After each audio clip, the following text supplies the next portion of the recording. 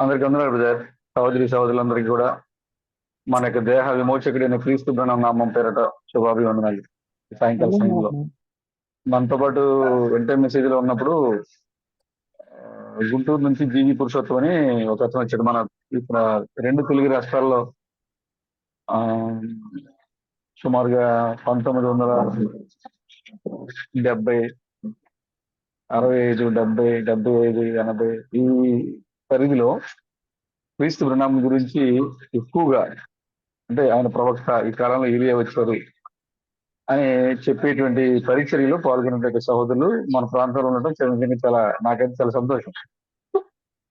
మన ఊర్లో గత ఉన్నాడు. ఆయన ఎప్పుడో 40-50 సంవత్సరాల కిందటే మన ఈ ప్రాంతానికి పక్షిరాజు యొక్క సందేశాన్ని పట్టుకొచ్చాడు ఆయన. అది నాకు తెలియకుండానే నేను చిన్నప్పుడే, నేను 5-6 తరగతి చదువుతున్నప్పుడే నేను ఆ పుస్తకాలను తీసుకొచ్చాను ఇంట్లోకి, మన ఇంట్లోకి గౌరవంలోనే మెసేజ్ తీసుకొచ్చాను. ఎప్పుడు నా చిన్నప్పుడు 6వ తరగతి, మ్యాక్సిమం నేను 6 లేదా 5 అనుకుంటున్నాను. నేను బాగా తక్కువే, ఏ తరగతి అనేది గుర్తులేదు కానీ బాగా తక్కువ వయసులో అలాంటి పరిచర్య మన ప్రాంతంలో జరిగింది, గొప్పగా జరిగింది. మరి అప్పుడే దేవుడు తన ప్రణాళికను మన ఎడలా జరిగించాడు ఆయన. ఆ మిగతా ఇప్పటికి కూడా బ్రహ్మం అంటే ఎవరో తెలియని ప్రాంతాలు ఉన్నాయి చాలా మందికి. ఇప్పుడు మనం కొంచెం విరివిగా ఈ సోషల్ మీడియాలో అట్లా ఇట్లా చెప్పడం వల్ల కొంచెం ఎక్కువ మంది తెలిసింది, కానీ చాలా ఏరియాల్లో ఇంకా బ్రహ్మం అంటే ఏంటో తెలియని ప్రాంతాలు కూడా ఉన్నాయి. కానీ 40-50 సంవత్సరాల కిందటే మరి స్పోకెన్ వర్డ్ అంటే బ్రహ్మం గారు బతుకున్నప్పుడు ఇంచుమించుగా స్పోకెన్ వర్డ్ బుక్స్ పట్టుకుని ఏలి ఆత్మగలిగిన ఒక వ్యక్తి ఉన్నాడు, వచ్చాడు అని ఈ ప్రాంతంలో మరి తిరిగిన సహోదరులు మన దగ్గర ఉన్నారు. సందేశం అప్పుడే మన ఏరియాకి వచ్చింది, మన ప్రాంతానికి వచ్చింది. ఆ టైంలో మనం కొన్ని స్టెప్లుగా దేవుడు మనల్ని పక్షిరాజు పిల్ల ఏ విధంగా అయితే తప్పిపోయినప్పుడు తన తల్లి ఆ పక్షిరాజు పిల్లని వెతుక్కుంటూ వచ్చి స్టెప్లుగా, మరి అది భూమి నుంచి కొంత ఎత్తైన భాగానికి, ఆ ఎత్తైన భాగం నుంచి మరికొంత ఎత్తైన భాగానికి, ఆ తర్వాత చెట్ల మీదకి, ఆ చెట్ల మీద నుంచి ఆ తర్వాత మరికొంత ఎత్తుగా తల్లి ఎలాగైతే ఆ తన పిల్లకి ఎగరటం, ఆకాశంలో ఎగరటం నేర్పించిందో, అలాగే దేవుడు కూడా మనల్ని ఒక్కొక్క సంవత్సరం నుంచి ఒక సంవత్సరం, ఒక సంవత్సరం నుంచి మరొక సంవత్సరకి, ఒక చోట నుంచి మరొక చోటకి దేవుడు మనల్ని మరి స్టెప్లుగా మనల్ని మార్చుకుంటూ వచ్చారు ఆయన. అనేక సంస్థలు మనం దాటుకుంటూ, అనేక సిద్ధాంతాలని, అనేక సంఘాలని మనం దాటుకుంటూ మరి మనం ఎగురుకుంటూ వచ్చి ఇప్పుడు మన యొక్క బలమైన రెక్కలు, మనకి పక్షిరాజు యొక్క రెక్కలు మనకు వచ్చేసి ఇప్పుడు మనము ఆకాశంలో స్వేచ్ఛగా మనం విహరిస్తూ ఉన్నాం కృష్ణ యొక్క వర్తమానంతో. అలాంటి సమయంలో మెసేజ్ వచ్చిన సమయంలో చంద్రపూడి నుంచి ఒక సహోదరుడు, అంటే సహోదరుడు ఆ ఉన్నారు పురుషోత్తం గారి సహవాసంలో. అండ్ ఎవరు అంటే మెసేజ్లో నేను, సాల్మన్ బ్రదరు, మేము బాగా చిన్నవాళ్ళు, ఇంకా పెళ్లిళ్ళ వాళ్ళు ఉన్నారు ఎప్పటికెవరికి. నేను, సాల్మన్ బ్రదరు, కొలంబో బ్రదరు, ఆ ఇలాగా మేము మన దగ్గరలో మక్కివారిగూడెం ఆ పరిసర ప్రాంతాల్లో ఆయన వచ్చి మీటింగ్లు పెడితే ఆ స్పోకెన్ వర్డ్ వినడానికి మేము నైట్ టైం సైకిల్ వేసుకుని వెళ్తూ ఉండేవాళ్ళం మీటింగ్లకి. ఆ టైంలో సైకిల్ వేసుకుని మాకు ఎక్కువగా జరిగింది, సైకిల్ వేసుకుని వెళ్ళేవాళ్ళం. ఆ చింతలపూడిలో ఆయన అక్కడ సంఘ కాపరిగా ఉంటూ ఆయన ఒక ఆర్ఎంపీ డాక్టర్గా వైద్య సేవలు అందించేవాడు ఆయన.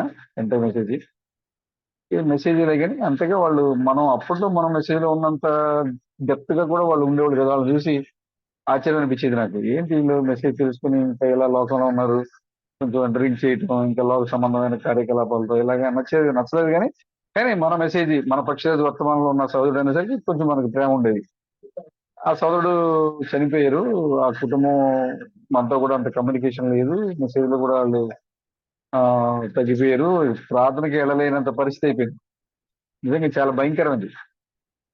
డినామినేషన్లు దాటి వాళ్ళ ఇంటి పక్కనే ఉండదు చంద్రపూడిలో, బోయగూడెంలో సిఎస్ఐ చర్చ్ పక్కనే ఉంటుంది వాళ్ళ ఇల్లు. సిఎస్ఐ చర్చ్ పక్కనే ఇల్లు ఉంటుంది. అలాంటి పెద్ద పురాతనమైన సంఘం ఉండి ఆ సంఘం నుంచి ఇది తప్పు, ఇప్పుడు ఏలియా వచ్చారు, ఏలియా వర్తమానం మనం నమ్మాలి అని నమ్మి కొన్ని సంవత్సరాల పాటు వాళ్ళు ఆ విశ్వాసంలో కొనసాగి ఆ తర్వాత వేరే చోట సంఘాలు కట్టి అక్కడికి వెళ్లి సంఘాన్ని నడిపించి ఆయన మందు తాగటం, మద్యానికి బానిస అయిపోయాడు ఆయన. ఒక ఆర్ఎంపీ డాక్టర్ అయినా మద్యానికి బానిస అయిపోయి ఆయన ఆ మద్యం తాగడం వల్ల లోపల అవయవాలన్నీ కూడా దెబ్బతిని చనిపోయాడు ఆయన. ఆ చనిపోయిన తర్వాత నేను కూడా ఇక అంత కమ్యూనికేషన్ లేదు బ్రదర్తో, ఆ ఫ్యామిలీతో. ఎందుకంటే వాళ్ళందరూ ఎక్కువ ఆడపిల్లలు ఉన్నారు. అంతా మనకు అంత కమ్యూనికేషన్ లేదు. చింతలపూడి అయినప్పటికి కూడా అంత కమ్యూనికేషన్ లేదు మనకి. ఉమ్, అప్పుడప్పుడు గుర్తొస్తూ ఉంటాడు నాకు ఆయన. బ్రదర్ చనిపోయి పాపం మా ఫ్యామిలీ ఎలా ఉన్నారో అనుకున్నాం. కానీ రీసెంట్ గా ఒక 3 రోజుల కిందట వాళ్ళ పెద్ద అబ్బాయి, అంటే మొత్తం 6 సంతానం వాళ్ళు. అంటే స్పోకెన్ వర్డ్ బిలీవర్స్ ఎవరు కూడా ఆపరేషన్ చేయించుకోరు. పిల్లలు ఎంతమంది దేవుడు ఇస్తే అంతమంది కంటనే ఉంటారు. నిజంగా స్పోకెన్ వర్డ్ బ్రహ్మం గారు నమ్మిన వాళ్ళందరూ అలాగే ఉంటారు. ఆపరేషన్ చేయించుకోవాలి, కుటుంబ నియంత్రణ ఆపరేషన్ చేయించుకోవాలి. అలాగే ఈయన కూడా మెసేజ్ అయితే గట్టిగా నమ్మాడు, కానీ దాంట్లో కొనసాగిపోవడానికి లోకం ఆయన్ని బాగా అట్రాక్ట్ చేసింది. దానివల్ల విశ్వాసంలో కొనసాగిపోలేకపోయాడు ఆయన. ఆయన ఆపరేషన్ చేయించుకోలేదు. 3 ఆడపిల్లలు, 3 మగపిల్లలు, అమ్మాయిలు అబ్బాయిలు, ముగ్గురు ముగ్గురు పుట్టారంట. దాంట్లో 2 అమ్మాయిలకి పెళ్లి చేశారు. వాళ్ళ అమ్మగారు చనిపోయిన తర్వాత ఇప్పుడు 2 అబ్బాయిలు ఉన్నారు, పెళ్లికి వచ్చి ఉన్నారు వాళ్ళు. మొన్న ఒక అతను గ్యాస్ డెలివరీ బాయ్ గా పనిచేస్తున్నాడు ఆయన. ఆ ఎర్రగొండపల్లి దగ్గర డెలివరీ చేయడానికి వెళ్ళి కాలు జారి ఆ భుజం మీద సిలిండర్ తో పాటుగా భుజం మీద ఉండగా కాలు జారి పడిపోవడంతో సిలిండర్ తల మీద పడిపోయింది. బరువైన సిలిండర్ తల మీద పడింది. ఆ తల మీద బాగా పెద్ద గాయం అయిపోయింది. బాడీలో ఇంకా చాలా పార్ట్స్ లో ఆ సిలిండర్ పడి మళ్ళీ దొల్లుకుంటూ వెళ్ళి కొన్ని కొన్ని అవయాల మీద పడడం వల్ల కొంచెం తీవ్రంగా గాయపడ్డాడు. అటు నుంచి చింతలపూడి, ఏలూరు, విజయవాడ తీసుకెళ్లారు, కానీ బాబు చనిపోయాడు. అతని పేరు హానోక్, 33 సంవత్సరాలు. ఇంక పెళ్లి చేద్దాం అనుకుంటున్నారు ఫ్యామిలీ. తర్వాత అతని తర్వాత రెండో కుమారుడు, అతను కూడా 2-3 రోజులు జ్వరంతో ఉన్నాడు. హాస్పిటల్లో మెడిసిన్స్ తీసుకుంటున్నాడు. ఎప్పుడైతే అన్నయ్య చనిపోయాడు అని తెలిసిందో అతనికి స్ట్రోక్ వచ్చింది, హార్ట్ స్ట్రోక్ వచ్చింది. అతను ఈ రోజు ఉదయం చనిపోయాడు.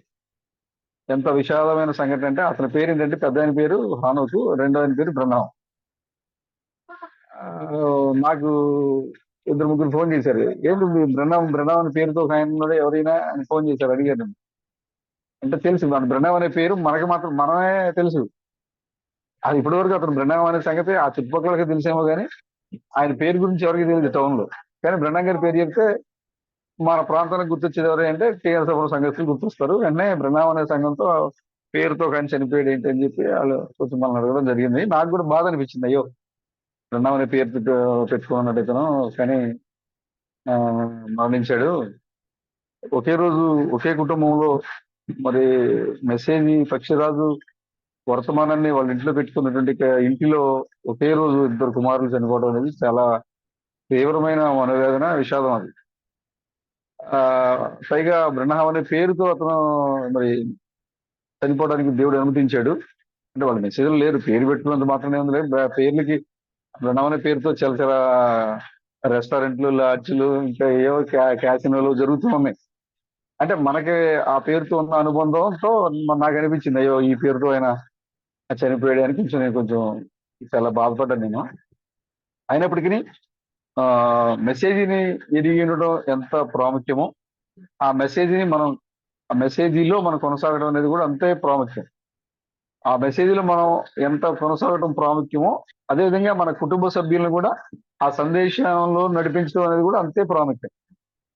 పిల్లలు కానీ, కుటుంబ సభ్యుల్లో ఎవరైనా, భార్య కానీ, భర్త కానీ, ఎవరైనా సరే ఇది సత్యము అని మనం నమ్మినప్పుడు మన బిడ్డల్ని, లేదా మన తల్లిదండ్రులని, లేదా మన భార్యని, లేదా మన బిడ్డ ఎవరైనా సరే ఆ సత్యంలోకి నడిపించడం అనేది మన బాధ్యత. అది తర్వాత వాళ్ళు నడుస్తారు లేదనేది వాళ్ళ విషయం అది, కానీ ఖచ్చితంగా నడిపించాలి.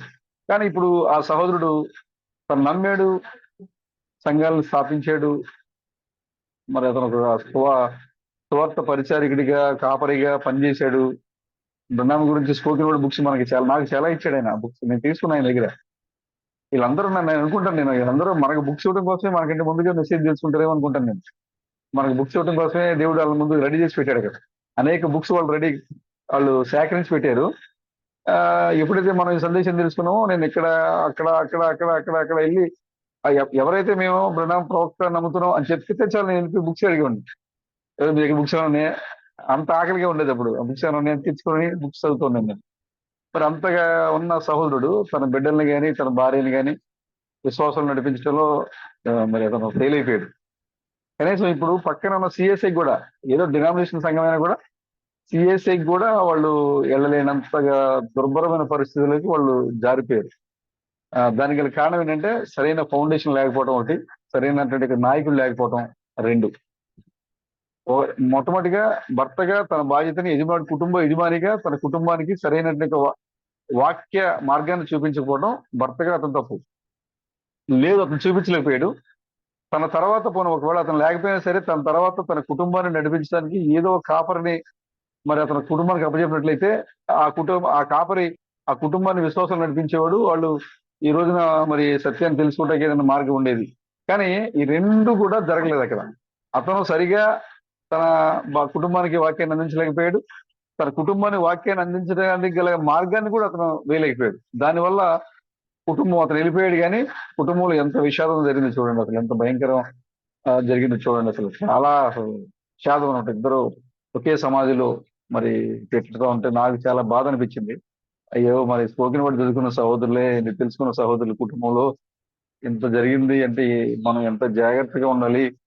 మరి అతను సహోదరుడు మెసేజ్ తెలిసిండి కూడా మరి నిర్లక్ష్యంగా లోకంలో కలిసిపోయాడు. ఇప్పుడు కుటుంబం కూడా ఇలాగ విచ్ఛిన్నం అయిపోయింది. బిడ్డలు ఇలాగా మరి ఒకే రోజు ఇద్దరు బిడ్డల్ని మరి కుటుంబం కోల్పోయింది. మరి ఆ తల్లి అప్పుడు మాట్లాడలేని పరిస్థితి అయిపోయింది. తీసుకొచ్చి ఇంటి ముందు పడుకోబెడితే ఇద్దరు బిడ్డల్ని, పెళ్లిడికి వచ్చినట్టు ఇద్దరు బిడ్డల్ని ఇంటి ముందు పడుకోబెడితే ఏ తల్లి హృదయం ఆగుతుంది చెప్పండి. అదంతా కూడా కేవలం తల్లిదండ్రులుగా మనం చేయాల్సింది ఏంటంటే, ఎందుకు మనం జ్ఞాపకం చేసుకుంటాం అంటే, తల్లిదండ్రులుగా మనం మన కుటుంబానికి మన బిడ్డలకి ఖచ్చితంగా వాక్యాన్ని అందించాలి. మనం చెప్పలేని పరిస్థితిలో సరైన నాయకత్వాన్ని ఆ కుటుంబానికి మనం అప్పచెప్పాలి. అప్పుడు ఆ యొక్క కుటుంబం ఆ వాక్యంలో ఆ నాయకత్వంలో వాళ్ళు ముందుకు కొనసాగిపోతారు. కాబట్టి ఆ సహోదరుని మీరు ఆదర్శంగా తీసుకోవద్దు. నేను ఎందుకు చెప్తున్నానంటే, మెసేజ్ తెలుసు, వర్తమానం తెలుసు. వర్తమానాన్ని ఎంత గౌరవిస్తే అతను ఒక డాక్టర్ అయి ఉండి తన భార్యకి కుటుంబ నియంత్రణ ఆపరేషన్ చేయించకుండా 6 బిడ్డలు కన్నాడు చూడండి. దేవుడు ఇచ్చాడు కాబట్టి ఆ దేవుడు ఇచ్చే సంతానాన్ని నేను ఆపకూడదు అని, ఆ జీవాన్ని నేను కట్టడి చేయలేను అని ఆ వాక్యానికి గౌరవించి అతను ఆ వాక్యంతో మరి వాక్య ప్రకారంగానే మరి కుటుంబ నియంత్రణ ఆపరేషన్ చేయకుండా పిల్లలకి అన్నాడు. అంత భయం ఉంది, అంత భక్తి ఉంది. ప్రవక్త అంటే అంత నా గౌరవం కూడా ఉందండి. కానీ లోకం అతను లాగేసింది. లోకం అతన్ని వెంబడించింది. దానిలో లోకంలో పడిపోయాడు ఆయన. అతను పడిపోవడమే కాకుండా కుటుంబానికి సరైన మార్గం చూపించలేకపోవడం వల్ల ఈ రోజున కుటుంబ పరిస్థితి చాలా భయంకరమైన దౌర్భాగ్య పరిస్థితి. అసలు చాలా దారుణమైన పరిస్థితి. మరి పిల్లలు వాళ్ళు ఆటో తోలాలి లేదా గ్యాస్ బండ్లు మొయ్యాలి. ఎంత దౌర్భాగ్యమైన స్థితి రావడం గల కారణం ఏంటంటే, అంటే మొయ్యడం తప్ప, ఆ పని తప్పని కదా నేను చెప్పేది. కానీ తండ్రిగా ఒక మెసేజ్ తెలిసిన ఒక సహోదరుడిగా సరైన మార్గాన్ని చూపించలేకపోయాడు కుటుంబానికి. దానివల్ల కుటుంబం ఈ రోజున మరి ఒక భయంకరమైన విషాదం. ఏ కుటుంబంలో కూడా రేరుగా జరిగే సంఘటనలో ఈ కుటుంబం కూడా ఉండటం అనేది కొంచెం నాకు బాధ అనిపించింది. కాబట్టి నేను ప్రేమగా మా సహోదరులకి నేను చెప్పేది ఏంటంటే, మీరు వాక్యాన్ని నమ్మిన మీరు, బాగా విశ్వాసాలు ఉన్నారు మీరు, దేవుడు అంటే భయం ఉంది మీకు, వర్తమానం అంటే నమ్మకం ఉంది మీకు, ప్రవక్త అంటే గౌరవం ఉంది మీకు, మీకు అన్ని విషయాల్లో బాగానే ఉన్నారు మీరు. కానీ లోకం చాలా భయంకరమైంది. ఇది మోసమైన కాలం అని బైబిల్ చెప్తుంది. స్పష్టంగా గారు చెప్పారు, పౌలు గారు చెప్పారు, ఇలాంటి మోసమైన కాలం మరొకటి లేదు. థామస్ గారు 7వ దూత వర్తమానాలనే సందేశాలను మాట్లాడుతున్నారు. ఇది బహు భయంకరమైన కాలము, మోసకాలము. ఇలాంటి మోసమైన కాలము మరొకటి లేదు అని చెప్పారు. అంత మోసకరమైన కాలం ఇది. కాబట్టి మరి ఎంత వాక్యం తెలుసుకున్న మనం ఆ మోసంలో పడిపోకుండా మనము మన బిడ్డలకి, మన కుటుంబానికి మనం ఏదైతే అందించాలనుకుంటున్నామో, ఏదైతే సత్యం అనుకుంటున్నామో ఆ సత్యాన్ని మన కుటుంబానికి మనం ఉన్నా మనం లేకపోయినా మన బిడ్డలు ఆ సత్యంలో కొనసాగిపోయే నాయకత్వాన్ని, అంటే అలాంటి సంఘాన్ని, అలాంటి సహవాసాన్ని మనం కల్పించాలి. ఖచ్చితంగా అది మన బాధ్యత. అది మనం ఈ లోకంలో మన బిడ్డలకి చేస్తూ ఉంటాం, చాలా పనులు చేస్తూ ఉంటాం, డబ్బులు సంపాదిస్తాం, ఆస్తులు సంపాదిస్తాం, అన్ని ఇస్తాం వాళ్ళకి. వాటన్నిటికంటే ముఖ్యమైనది ఏంటంటే, బిడ్డలు ఆత్మీయ జీవితంలో తమ కాపాడుకోవడానికి, తమ జీవాన్ని కాపాడుకోవడానికి సరైన మార్గంలో, సరైన సహవాసంలోనికి వారిని నడిపించడం అనేది తల్లిదండ్రులుగా మీ యొక్క బాధ్యత.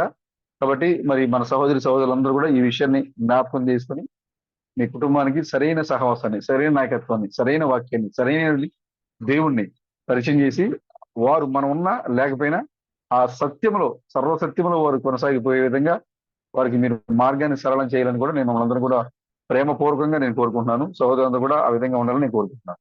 అందరికీ వందనాలు బ్రదర్. God bless you. సరే, మంచిది. చాలా ఆలస్యమైంది. ఆ, మన పనులు, చర్చి పనులు శరవేగంగా జరుగుతున్నాయి. అంటే మాక్సిమం ప్రయత్నం చేస్తాను నేను. మిగతా నా పనులన్నీ నేను పెట్టుకోవట్లేదు అసలు. నేను మిగతా నా పనులన్నీ పక్కన పెట్టేశా. ప్రభు పనే మొదటి స్థానంలో ఉంచా నేను. ఇంట్లో పనులు కూడా, ఇంట్లో హాస్పిటల్కి వెళ్ళాల్సిన విషయాలు వస్తే కనుక, ప్రభు పని ఉంటే కనుక నేను సిస్టర్నే పంపిస్తున్న హాస్పిటల్కి కూడా ఎక్కువ. ఒకవేళ మామూలుగా డయాలసిస్ అలాంటిది సీరియస్ అయితే తప్పదు అనుకోండి. కానీ ఎక్కువ ప్రభు యొక్క పనికే మనం ప్రథమ స్థానం ఇవ్వాలి. ప్రభువుని ఎప్పుడు మనం ప్రథమ స్థానంలో ఉంచాలనేది నా ఆశ. కాబట్టి మిగతా నా పనులన్నీ కూడా నేను పక్కన పెట్టేసి మందిర నిర్మాణంలో మరి ఆ పనిలోనే ఎక్కువ సమయాన్ని కేటాయించి గడపడం జరుగుతుంది. పనులు బాగానే అవుతున్నాయి. కొంచెం కొంచెం ఆటంకాలు జరుగుతున్నాయి. దానివల్ల కొద్దిగా ట్రబుల్ అవుతుంది. కానీ ఇక అది దాన్ని ఏమంటారు, ప్రకృతి వైపరీత్యం అంటారు అట్లని. అట్లా మనం ఏం చేయలేం. కొంచెం కొంచెం ఈ రోజు కంప్లీట్ చేసేద్దాం అనుకున్నాం స్లాబ్కి సరిపడా. కానీ మధ్యాహ్నం అనుకోకుండా వర్షం పడడం వల్ల మళ్ళీ ఒక 5 చిల్లర సాగిపోయింది. అది రేపు కంప్లీట్ చేయాలి.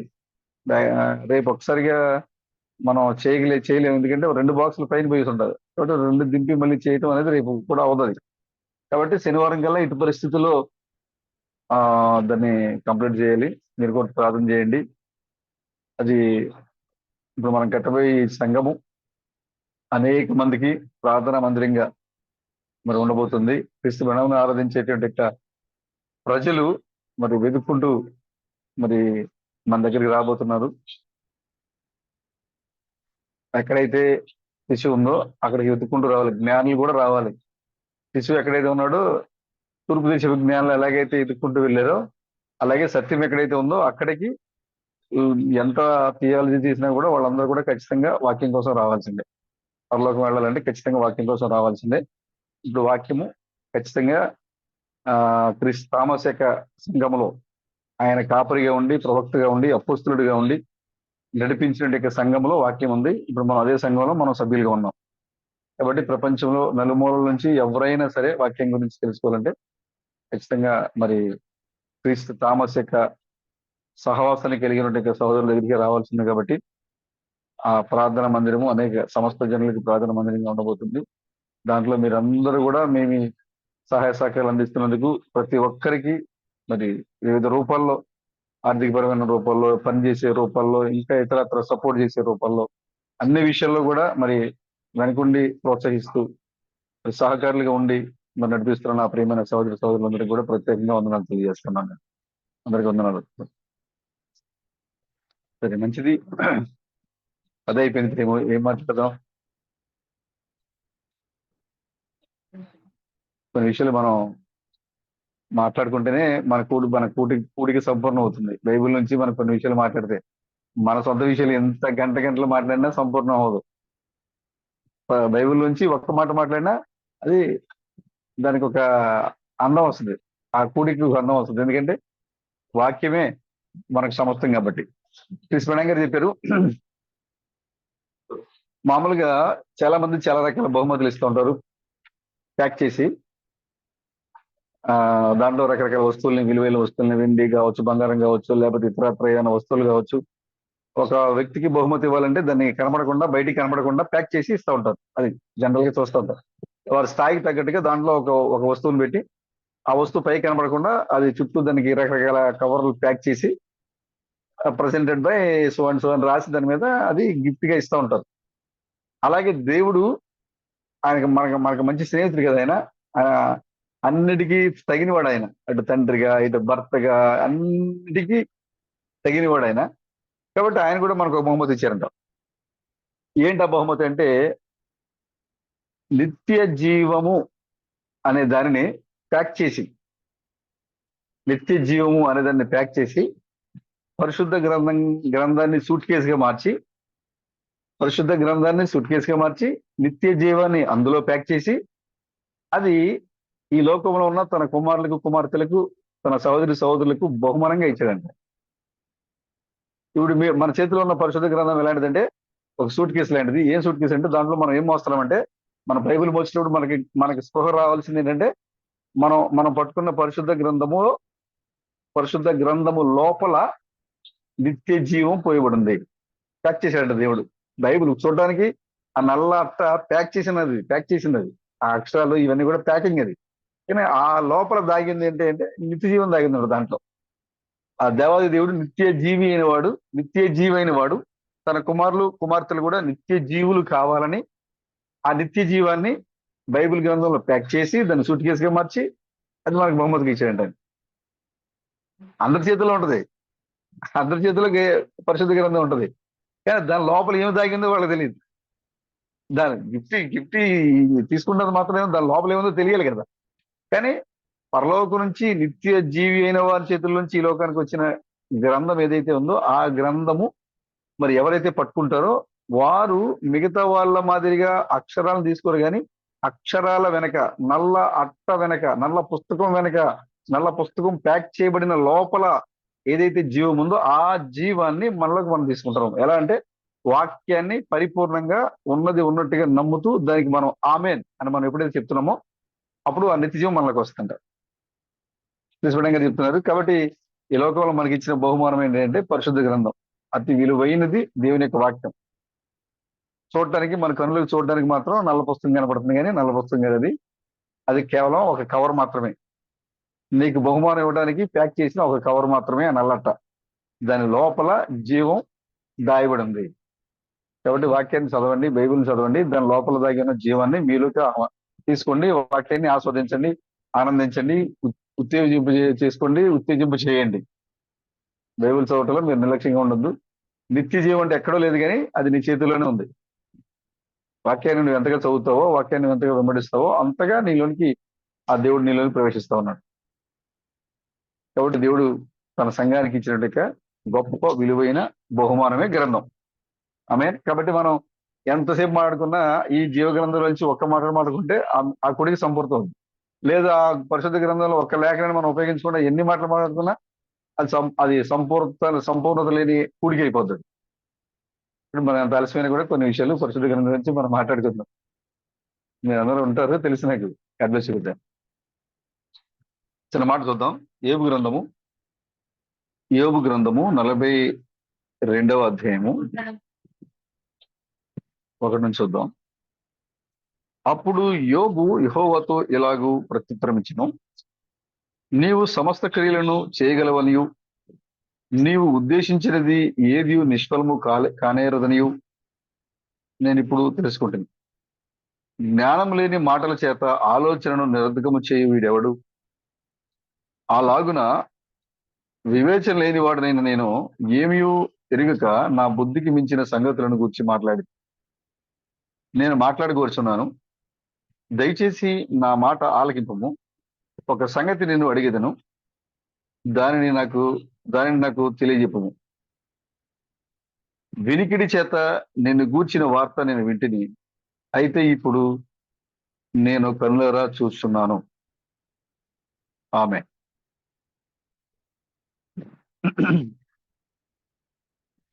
మొదటి రాజులు 10వ అధ్యాయము. షాబా దేశపు రాణి 1వ వచనం. మొదటి షాబా దేశపు రాణి యెహోవా నామమును గూర్చియు సొలొమోనునకు కలిగిన కీర్తిని గూర్చియు విని గూఢార్థము గల మాటల చేత అతనిని శోధించుటకై వచ్చెను. ఆమె గొప్ప పరివారముతో గంధవర్గమును విస్తారమైన బంగారమును రత్నములను ఒంటెల మీద ఎక్కించుకొని యెరూషలేమునకు వచ్చెను. సొలొమోను దర్శనము చేసి తనకు తోచిన దానంతటిని బట్టి అతనితో మాట్లాడగా ఆమె వేసిన ప్రశ్నలన్నిటికీ సొలొమోను ప్రత్యుత్తరం ఇచ్చెను. రాజునకు మరుగైన దేనియు లేనందున ఆమె ప్రశ్న వేసిన వాటన్నిటి భావము చెప్పెను. షాబా రాణి సొలొమోను యొక్క జ్ఞానమును, అతడు కట్టించిన మందిరమును, అతని బల్ల మీదనున్న భోజన ద్రవ్యములను, అతని సేవకులు కూర్చుండు పీఠములను, అతని ఉపచారులు కనిపెట్టుటను, వారి వస్త్రములను, అతనికి గిన్నె అందించే వారిని, యెహోవా మందిరమందు అతడు అర్పించు దహన బలులను చూచి విస్మయముందినదై రాజుతో ఇట్లనెను, నీ కార్యములను గూర్చియు జ్ఞానమును గూర్చియు నా దేశముందు నేను వినిన మాట నిజమే. అయినను నేను వచ్చి కనులారా చూడక మునుపు ఆ మాటలను నమ్మక ఏంటిది. ఉన్నదానిలో సగమైనను నాతో చెప్పబడలేదనియు ఇప్పుడు నేను తెలుసుకున్నాను. నీ జ్ఞానమును నీ భాగ్యమును నేను వీణు దాన్ని బహుగా మించి ఉన్నవి. నీ జనులు భాగ్యవంతులు, నీ ముందర ఎల్లప్పుడూ నిలుచు, నీ జ్ఞాన వచనములను వినుచుండు నీ సేవకులను భాగ్యవంతులు. నీ యందు ఆనందించి నిన్ను ఇజ్రాయేళ్ల మీద రాజుగా నియమించిన నీ దేవుడైన యెహోవాకు స్తోత్రములు కలుగును గాక. యెహోవా ఇజ్రాయేలునందు శాశ్వత ప్రేమ ఉంచెను గనుక నీతి న్యాయములు అనుసరించి రాజకార్యములను జరిగించుటకు ఆయన నిన్ను నియమించెను అనెను. ఆమె చిన్న ప్రార్థన చేసుకుంది. మహాపరిషుడుడా, మహోన్నతుడా, జీవము కలిగిన మా దేవుడా, సర్వకృపానిధి అయిన మా తండ్రి, ఘనమైన శ్రేష్టమైన బలమైన నామానికి మనం చెల్లిస్తున్నాం. ఈ రాత్రికాల సమయంలో ఓ ప్రభు, మరి ఈ యంత్రము ద్వారా మా యొక్క సహోదరుల మరి దూర దూర ప్రాంతం నుంచి ఉన్న మా సహోదరులను ముఖాముఖిగా చూస్తూ మాట్లాడుకునే గొప్ప భాగ్యాన్ని ఇచ్చారు మా ప్రభు, మీ వందనాలు. ఇది కేవలము ఒక సూచన మాత్రమే. ఒక రోజున మేము మరలా ఇలా కలుసుకోబోతున్నాము, మాట్లాడుకోబోతున్నాము అనే దానికి సూచనగా మాకు ఈ కార్యాలను అనుమతిస్తూ ఉన్న ప్రభు, మీకు వందనాలు చెల్లిస్తున్నాం. ఓ ప్రభు, మరి లోకంలో భయంకరమైన కార్యాలు జరుగుతూ మేము చూస్తున్నాము. దేశం మీదకి దేశము, రాజుల మీదకి రాజులు, ప్రజల మీదకి ప్రజలు లేచి యుద్ధాలు, కరువులు, భూకంపాలు, వరదలు, అలజడి, తెగుళ్ళు, ఈ ప్రపంచాన్ని భూమి నాశనం చేయటం మా కళ్ళతో మేము చూస్తున్నాం. నిజంగా ఈ ఈ యొక్క తరము ఎంతో ధన్యకరమైన తరం అని మీరు చెప్పారు మా ప్రభా. ఎందుకంటే యేసుక్రీస్తుగా వచ్చినప్పుడు, క్రీస్తు ప్రణముగా వచ్చినప్పుడు, క్రీస్తు థామస్గా వచ్చినప్పుడు అనేక విషయాలు మీరు మాకు బోధించారు. కానీ ఇప్పుడు ఈ యొక్క తరము, భూమి మీద సజీవంగా ఉన్న ఈ తరము బహు మరి గొప్ప మరి జనులుగా ఉన్నారు మా ప్రభా. ఎందుకంటే మేము మా కళ్ళతో ఏదైతే యెరూషలేము అన్ని జనుల చేత పట్టబడిందో, ఆ యెరూషలేము ఇజ్రాయేల్కి రాజధానిగా రావటం మా కళ్ళతో మేము చూసాము. ఏదైతే చెదిరిపోయారో వేల సంవత్సరాలుగా అబ్రాహాము దగ్గర నుండి వారు తమది కాని దేశంలో బానిసలుగా వాళ్ళు సంవత్సరాల తరబడి వాళ్ళు బానిసలుగా ఉంటూ వచ్చారు. కానీ గత 70 సంవత్సరాలుగా వారికి సొంత భూమిలో ఉండి ఆ యొక్క భూభాగం కోసం వాళ్ళు యుద్ధం చేస్తున్నారు. ప్రతి యుద్ధంలోనూ వారిదే పై చేయిగా మీరు ఉంచారు మా ప్రభు. అది మేము చూసాము. ఓ ప్రభు, మరి అది మా యొక్క తరములో జరుగుట మేము ప్రభు మరి మేము గమనిస్తూ ఉన్నాం మా ప్రభు. ఈ తరము నిజంగా బంగారు కాలంలో ఉంది మా ప్రభు. నిజమైన వాక్యాన్ని యెహోవా మరి ఏ విధంగా మనుషుల మధ్యలో నడయాడుచున్నాడో చూడగలిగే తరముగా మేము ఉన్నాం మా ప్రభు. నిజంగా మరి ఆకాశములో అగ్నిస్తంభములో మేఘస్తంభములో మేఘారుడై మరి సంచరించినట్టు ఆ దేవుడు, స్వరముతో మాట్లాడిన ఆ దేవుడు, సుడిగాల్లో ఉండి మాట్లాడిన ఆ దేవుడు ఇప్పుడు రక్త మాంసాల దేహములో సహోదరులుగా నడయాడుట చూస్తున్న తరములో ఉండే భాగ్యాన్ని మీరు మాకు ఇచ్చారు మా ప్రభు. కాబట్టి నైనా సహోదరులందరూ కూడా ప్రభు, ఇంత గొప్ప రక్షణ నిర్లక్ష్యం చేస్తే ఎలాగ తప్పించుకుందామని మా పౌలు గారు చెప్పినట్లుగా ఇంత గొప్ప విమోచనను నిర్లక్ష్యం చేస్తే ఎలా మేము విడుదల పొందుకుంటామని గొప్ప భయాన్ని వారి హృదయాల్లో మీరు పుట్టించండి, నడిపించండి, బలపరచండి. మేము కొన్ని లేఖలు మేము చదువుకున్నాము. ప్రభు, మరి ఆలస్యమైనప్పటికీ మేము కొన్ని మరి మాటలు మేము ఎత్తిపట్టాలని మేము ప్రభు సిద్ధపడుతుండగా మీరే నడిపించండి, మాతో మాట్లాడండి. నేనా అప్పగించబడే రాత్రి మీరు ఎలాగైతే రొట్టెని మరి 2 చేతులు పైకెత్తి ప్రార్థన చేసి కృతజ్ఞతాస్తుతులు చెల్లించి ఎలాగైతే మీరు ఆ రొట్టెని విరిచి మీరు ఆ శిష్యులకు అందించినప్పుడు ఎవరెవరైతే నిత్య జీవానికి మరి నిర్ణయించబడ్డారో వారందరూ కూడా మరి పరిశుద్ధాత్మను పొందుకున్నారు. ఎవరైతే ఆ యొక్క సంఘం నుంచి వెళ్ళిపోవాలో వారు ఆ రొట్టెను తిన్నప్పుడు వారిలోకి సాతాను ప్రవేశించింది. ఆ సమయమందే ఇస్కరియోతు యూదా ఆ సంఘం నుంచి బయటికి వెళ్ళిపోయాడు మా ప్రభు. కాబట్టి రాత్రికాల సమయంలో మేము వెళ్ళిపోయే సమయంలో ఉన్నాము. మేము కూడా మా హస్తాలను పైకెత్తి మీకు స్తుతులు చెల్లిస్తున్నాము. కొన్ని మాటలు మీ వాక్యముగా ఉన్న రొట్టెను మేము విరుస్తున్నాం మా ప్రభు. ఎవరైతే నిత్య జీవానికి మరి నిర్ణయించబడిన వారు ఉన్నారో వారు ప్రభు మరి మీ యొక్క పరిశుద్ధాత్మ పొందుకున్నట్టుగా సహాయం తెచ్చండి. ఎవరైతే ఆ రొట్టెను తిన్న తర్వాత మరి సంఘాన్ని విడిచి వెళ్ళిపోయేవారు ఉన్నారో ప్రభు, అది మీ యొక్క చిత్తాన్ని మీరు జరిగించండి. మేము ఇక్కడ మనుషులను సమకూర్చట్లేదు కానీ ఎత్తబడుటకు పెళ్లి కుమార్తెను సమకూరుస్తున్నాం మా ప్రభు. కాబట్టి ముఖస్తుతి చేయుట, మనుషులను పొగుడుట అలాంటిది అత్యున్నతమైన సంఘంలో ఏమాత్రము ప్రభు మరి అది లేవు, ఉండకూడదు, రాబోదు కూడా మా ప్రభు. వాక్యము అవునంటే అవును, కాదంటే కాదు అని మరి ఖండితంగా చెప్పే విధంగా నడిచే విధంగా కూడా మమ్మల్ని అందరం మీరు నడిపించండి. చదవబడిన లేఖన భాగాలు మీ చేతులకు అప్పగించుకుంటున్నాం మా ప్రభు.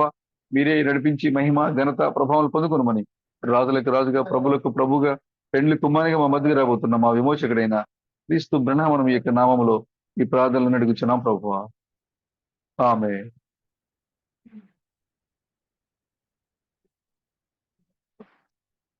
మరొకసారి మా ప్రశస్తమైన సోదరులందరికీ కూడా రాత్రికాల వందనాలు తెలియజేస్తున్నాను. వందనాలు బ్రదర్. వందనాలు. సరే బ్రదర్. ఈ స్వర్ణంగరేఖ సందేశమే మేము వింటివి కానీ ఇప్పుడు కళ్ళారా చూస్తున్నాం. చిన్నాంశం. మేము వింటివి కానీ కనులారా చూస్తున్నాము. యోబు చెబుతున్నారు, నేను గూర్చి నేను విన్నాను కానీ, నీ కార్యాల గురించి నేను విన్నాను కానీ ఇప్పుడు నేను కనులారా చూస్తున్నాను. శాపాదేశ ప్రాణి చెప్తుంది. ఆశ్చర్యపోయిందండి శాపదేశ ప్రాణి. దేశంలో ఆ యొక్క దేశంలో ఆమె ఉంది. సౌలు గురించి, సౌలు జ్ఞానం గురించి, సొలొమోను గురించి, సొలొమోను జ్ఞానం గురించి, సొలొమోను యొక్క దేవుని గురించి, సొలొమోను యొక్క రాజ్య ప్రభావం గురించి శాపదేశ ప్రాణి వింది. విని బ్రహ్నంగా చెప్పారు. విని ఆయన కలవడానికి అనుమతి తీసుకుంది. ఆమె రాణియే, కానీ ఆమె వెళ్ళాలంటే ఆ దేశంలో ఒక ప్రధాన అర్చకుడు ఉన్నాడంట. ఆ ప్రధాన అర్చకుడు ఒప్పుకోవాలి. ఒప్పుకోకపోతే రావడం కుదరదు. వీళ్ళు అడిగిందంట, నేను పలానా చోటకి వెళ్దాం అనుకుంటున్నాను, నేను ఆ రాజు గురించి గొప్ప గొప్పగా చెప్తున్నారు, ఆ రాజుతో నేను మాట్లాడదాం అనుకుంటున్నాను, వెళదాం అనుకుంటున్నాను ఒకసారి అని చెప్తే ఒప్పుకోలేదంటారు. ఒప్పుకోకపోయిగా ఆ, పూజలు ఏర్పాటు చేశాడు. ఆమె ఎక్కడ వెళ్ళిపోద్దని. ఆమె చెప్తున్నాడండి, అమ్మా ఆ సొలొమోను అంత మంచోడు కాదు, నువ్వు ఆయన దగ్గరికి వెళ్ళావు అనుకో, అతను మాటల చేత నిన్ను మెస్మరైజ్ చేస్తాడు, నిన్ను మార్చేస్తాడు. అతను మామూలు కాదు, వాళ్ళు సొలొమోను మామూలు కాదు, నిన్ను మార్చేస్తాడు, నువ్వు మారిపోతావు, మన ఆచారం ఏంటి, మన దేశ సంప్రదాయాలు ఏంటి, ఇవన్నీ పోతాయి, అసలు నువ్వు వెళ్ళటం ఏంటి, నువ్వు ఒక రాణి అయ్యండి, నువ్వు ఇంకో వ్యక్తి దగ్గరికి నువ్వు వెళ్ళటం ఏంటి అని అడ్డుకున్నాడు. కానీ తన మనసులో సొలొమోన్ని చూడాలి, సొలొమోన్ని కలుసుకోవాలి అనే ఆశ ఆమెని కదిలించేస్తుంది, భక్షించేస్తుంది. రోజుకు ఒక వార్త వస్తుంది ఆ దగ్గరికి, రోజుకు ఒక వార్త తెలుస్తుంది. అబ్బా ఈరోజు సొలొమోను ఇంకో పలానా తీర్పు ఇచ్చాడు, అసలు ఇది మనుషులు చెప్పలేని తీర్పు, ఇది దేవుడు తప్ప ఈ తీర్పుని మనుషుల వల్ల కాదు, సాధ్యం అవదు అని చెప్తా ఉంటే ఆమెకి ఇంకా ఆసక్తి పెరిగిపోతుంది. వెళ్ళి చూడాలి చూడాలి చూడాలి. ఇక అప్పుడు తన దేశంలో ఉన్న ప్రధాన అర్చకుడు ఎన్ని చెప్పినా కూడా నేను ఖచ్చితంగా నేను వెళ్తాను అని అతని మీద ఎదురుగా తిరిగి మరి బయలుదేరి రావడం జరిగింది. దారిలో వచ్చేటప్పుడు ఎక్కడి నుంచి వస్తున్నారు మీరు? ఎరుషలేము నుంచి వస్తున్నారా? సొలొమోను తెలుసా మీకు? సొలొమోను కార్యాలు మీకు తెలుసా? సొలొమోను దేవుడు మీకు తెలుసా? సొలొమోను రాజ్యంలో మీరు ఎలా ఉంటుందో మీరు చూసారా? అంటే అతని దగ్గరికి వెళ్ళి సొలొమోనుతో మాట్లాడి సొలొమోను గురించిన విషయాలు తెలుసుకోవాలనే ఆసక్తి ఎంతగా ఉందో చూడండి ఆమెలో. దారిలో కనబడే వాళ్ళని కూడా ఆమె డిస్కస్ ఏం చేస్తుందంటే, సొలొమోను తెలుసా మీకు? సొలొమోను గురించి విన్నారా అని అడుగుతుంది. అంటే అంత ఆసక్తిగా ఉందాం. ఎందుకంటే సొలొమోను యొక్క పరిపాలన ఎలా ఉంది అంటే, యుద్ధం లేదు, కరువు లేదు, సమస్యలు లేవు ప్రజలకి. ఆ తీర్పు చెప్పే విషయాల్లో సొలొమోను జ్ఞానవంతుడు, ఎక్కడ కూడా దొరకట్లేదు. రాజులందరూ చుట్టుపక్కల ఉన్న రాజులందరూ కూడా సమాధానం పడిపోతున్నారు సొలొమోనుతో. ప్రభు చెప్పారు, నేను నీ మీద శత్రువులు నీకు చేయను, నేను నీకున్న నీ చుట్టూ ఉన్న రాజులందరూ కూడా సామంతరాజులుగా మారిపోతారని చెప్పాడు. కాబట్టి సొలొమోను చుట్టుపక్కల ఉన్న దేశాలన్నీ కూడా సొలొమోనుతో సమాధాన పడుతున్నారు. ఆశ్చర్యం కలిగింది ఆమెకి, ఏంటి సొలొమోను అంతగా అసలు అని ఆకర్షించి బయలుదేరి వెళ్ళింది. సొలొమోను అంటే ఎలా ఉంటాడు, సొలొమోను అంటే అలా మాట్లాడతాడు, సొలొమోను అంటే ఎంత జ్ఞాని, ఆయన రాజ్య ప్రభావం ఎలా ఉంటది, ఆయన సింహాసనం ఎలా ఉంటది, ఆయన రాజ్య సమాచారం చెప్పి కూర్చుని సావుకులు కూర్చుని ఆ పీఠాలు గొప్పగా ఉంటాయి. ఇవన్నీ కూడా వింది సొలొమోను దగ్గరికి వచ్చిన తర్వాత సొలొమోను దగ్గర కలిసి కూర్చున్న తర్వాత అనుకుందంట, మనం చదువుకున్నాం, నాలో కొన్ని ప్రశ్నలు ఉన్నాయి, కొన్ని గూఢార్థమైన ప్రశ్నలని ఇప్పటివరకు నాకు ఎవ్వరూ అర్థం చెప్పలేకపోయారు. నాలో ఉన్న ఈ ప్రశ్నలకి ఈ లోకంలో ఉన్న ఎవ్వరు కూడా అర్థం చెప్పలేకపోయారు. ఈ ప్రశ్నలతో సొలొమోన్ని చిక్కు పెట్టాలి. నేను నాలో ఉన్న ఈ గూఢార్థమైన ప్రశ్నలను తీసుకుని వెళ్ళి ఈ ప్రశ్నలతో సొలొమోన్ ఏం చేయాలి? చిక్కు పెట్టాలి. చిక్కు పెట్టాలని వచ్చింది అక్కడికి. ఒకటో వచ్చిన అదే కదా ఉంది. ఒకటో వచ్చిన ఏమన్నా ఏమన్నా ఎందుకు వచ్చింది రామాయ? 10:1 ప్రశాంత్ బ్రదర్ చదవండి. ప్రశాంత్ బ్రదర్ 10:1. శేబాదేశపు రాణి యెహోవా నామమును గూర్చి సొలొమోనుకు కలిగిన కీర్తిని గూర్చి విని గూఢార్థము గల మాటల చేత అతనిని శోధించుటకే వచ్చాను. అది విషయం. ఆమె గురించి వింది. అయితే నాలో ఉన్న ఈ గుడార్థమైన సంగతులకి ఇప్పటి వరకు ఎవరు సమాధానం చెప్పలేకపోయారు. ఇతను జ్ఞానవంతుడు అంటున్నారు కదా, చాలా జ్ఞానం ఉందని చెప్తున్నారు కదా. కాబట్టి నాలో ఉన్న ఈ గూఢార్థమైన సంగతులకి సొలొమోను అర్థం చెప్తారో లేదు చూద్దాం, శోధిద్దాం అని బయలుదేరి వచ్చింది. శాబాదేశపు రాణి వచ్చిన సంగతి అది. సొలొమోను నా మాటలకి అర్థం చెప్పగలడా లేదా, నా గూఢ భావాలకి సొలొమోను అర్థం చెప్తాడా లేదా అని వచ్చింది. చెప్పాడా బ్రదర్ సొలొమోను? లక్ష్మణ్ బ్రదర్, శాబాదేశపు రాణి సంఘానికి సూచనగా ఉంది. లక్ష్మణ్ బ్రదర్ సంఘానికి సూచనగా ఉన్నారు, శాబాదేశపు రాణిగా ఉన్నారు. అసలు ఈ గూఢమైన భావాలు, తనలో ఉన్న ఈ గూఢమైన భావాలని సొలొమోను చెప్తాడా లేదా? చెప్తాడు. ముద్రల గురించి, ఉరుముల గురించి, గుడార దర్శనాల గురించి ఆయన మనతో మాట్లాడతాడా లేదా? అసలు ఈ బైబుల్ నిజమా కాదా? సతీష్ బెదరు ఒక శాపదేశపు రాణి, అసలు ఈ బైబిల్లో ఉన్న ఈ మాటలన్నీ నిజమా కాదా, అబద్ధం చదువుదాం. ఈ గూఢమైన సంగతులు మనకు తెలిస్తే లేదా, మనకు అర్థమైతే లేదా, ఈ అర్థం కాకపోతే ఒకళ్ళు అర్థమైతే ఇదంతా తప్పని నిరూపిద్దాం అని బ్రదర్ ఆ రోజు చదివారు బ్రదర్. నేను కూడా స్పోకెన్ వర్డ్ చదవటానికి కారణం ఏంటంటే, వీళ్ళు బైబిల్ పక్కన పెట్టి అక్కను చెల్లి స్పోకెన్ వర్డ్ చదువుతున్నారు, దీంట్లో అంతగా ఏముంది, ఈ పుస్తకాన్ని చదివి ఈ పుస్తకంలో ఉన్న తప్పుల్ని పట్టుకుని మీరు తప్పులో ఉన్నారు అని చెప్పాలని స్పోకెన్ వర్డ్ చదివితే స్పోకెన్ వర్డ్ మనం పట్టుకుంది. ఒక్క పుస్తకం చదివాం, ఆ రోజు నుంచి పుస్తకం చదువుతూనే ఉన్నాం మనం, ఇక ఆగలేదు మనం. అంటే దాంట్లో ఏముంది, నిత్యజీవం ఉంది. శాబాదేశపు రాణి కూడా తన మైండ్ లో ఉన్నటువంటి ఆలోచనలు ఏవైతే ఉన్నావో, ఆ గుడార్థమైన సంఘటనలు ఏవైతే ఉన్నావో అవి ఎవరు చెప్పలేకపోతున్నారు. సొలొమోను జ్ఞానవంతుడు కదా, మన నాతో చెప్తాడేమో చూద్దాం అని బయలుదేరి వచ్చింది. బయలుదేరి వచ్చి అన్ని రకాలుగా టెస్ట్ చేసింది. మనం చాలాసార్లు చెప్పుకున్నాం కదా దీని మీద, 2 పార్ట్ల మీద 2-3 పార్ట్లో మెసేజే ఉంది మనది. అన్ని రకాలుగా ప్రయత్నం చేసింది, కానీ బైబిల్ అక్కడ రాయబడి ఉంది. 3వ వచనం చదవండి ఒకసారి. ఆమె వేసిన ప్రశ్నలన్నిటికీ సొలొమోను ప్రత్యుత్తరం చెప్పాను. రాజునకు మరుగైనది ఏది లేనందున ఆమె ప్రశ్న వేసిన వాటన్నిటి భావము చెప్పాను. చూసారా, వచ్చింది ఎక్కడికి? క్రీస్తు దగ్గరికి వచ్చింది. హృదయ రహస్యాలను ఎరిగిన వ్యక్తి. ఆమె మనసులో ఉన్న గూఢమైన సంగతులను కూడా ఆమెకు తెలియకపోయినా ఆమె ఏం ఆలోచిస్తుందో ఆ ఆలోచనలు ముందుగానే బయటకు చెప్పగలిగిన వ్యక్తి దగ్గరికి వచ్చింది. ఆయన్ని శోధించాలనుకుంది, కానీ ఆమె ఏదైతే మరుగైన విషయాలు, రహస్యమైన విషయాలు ఏదైతే పంచుకుందో, సొలొమోను అడిగిందో, సొలొమోనుకి మరుగైనది ఏది లేదంట.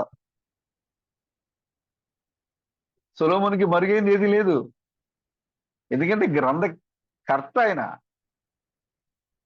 పరిశుద్ధ గ్రంథంలో క్రీస్తుకు మరుగైంది ఏముంటది బ్రదర్? ఏం లేదు. శాబాదేశపు రాణి మనసులో ఉన్న ప్రతి ప్రశ్నకి సొలొమోను అర్థం చెప్పాడు. ఈ రాత్రి నీ హృదయంలో ఉన్న ప్రతి ప్రశ్నకి, ప్రతి గూఢ భావానికి, నీకు అర్థం కాని ప్రతి విషయానికి సమాధానం చెప్పగలిగిన సొలొమోను నువ్వు కలిగి ఉన్నావు. మనం కలిగి ఉన్న సొలొమోనుకి మరుగైనది ఏది కూడా లేదు. అలాంటి సొలొమోను మనం కలిగి ఉన్నాం. ఎప్పుడైతే సొలొమోను శాబాదేశపు రాణి అడిగిన ప్రతి మాటకి సమాధానం ఇచ్చాడో అది ఆశ్చర్యపోయింది.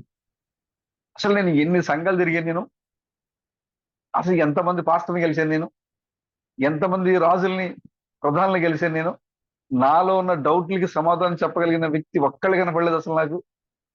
కానీ ఏ మనిషి అయినా సొలొమోను అసలు ఏది అడిగితే దానికి వెంటనే టక్కున సమాధానం చెప్తున్నాడు ఆయన. ఏది అడిగితే దానికి నాకు తెలియదు అనే మాట లేకుండా బదులిస్తున్నాడు ఆయన. ఎంత జ్ఞాని అయినా అని అప్పుడు అంటా ఉంది, రాజా నిన్ను గూర్చిన వార్త నా దేశంలో నేను విన్నాను కానీ ఇప్పుడు చూసి నేను మరింత సంతోషపడుతున్నాను.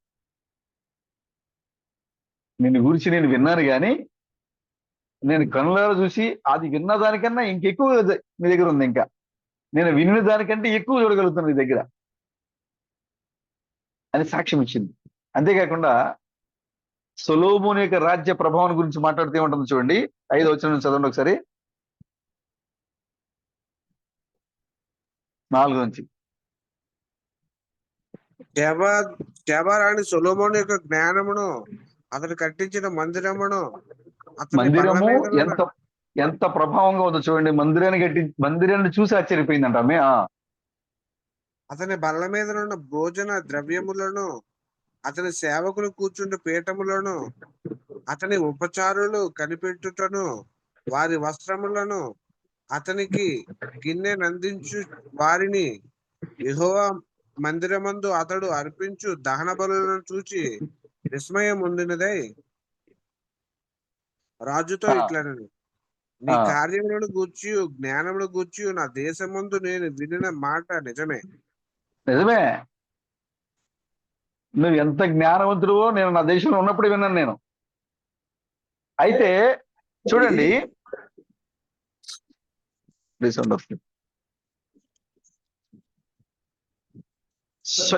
సొలొమోను యొక్క జ్ఞానమును, అతడు కట్టించిన మందిరమును, అతని బల్ల మీదనున్న భోజన ద్రవ్యములను, అతని సేవకులు కూర్చుండి పీఠములను, శాపాదేశపు రాణి చూసిన ఆశ్చర్యపడిన విషయాలు చూడండి. ఒకటి మందిరం, రెండోది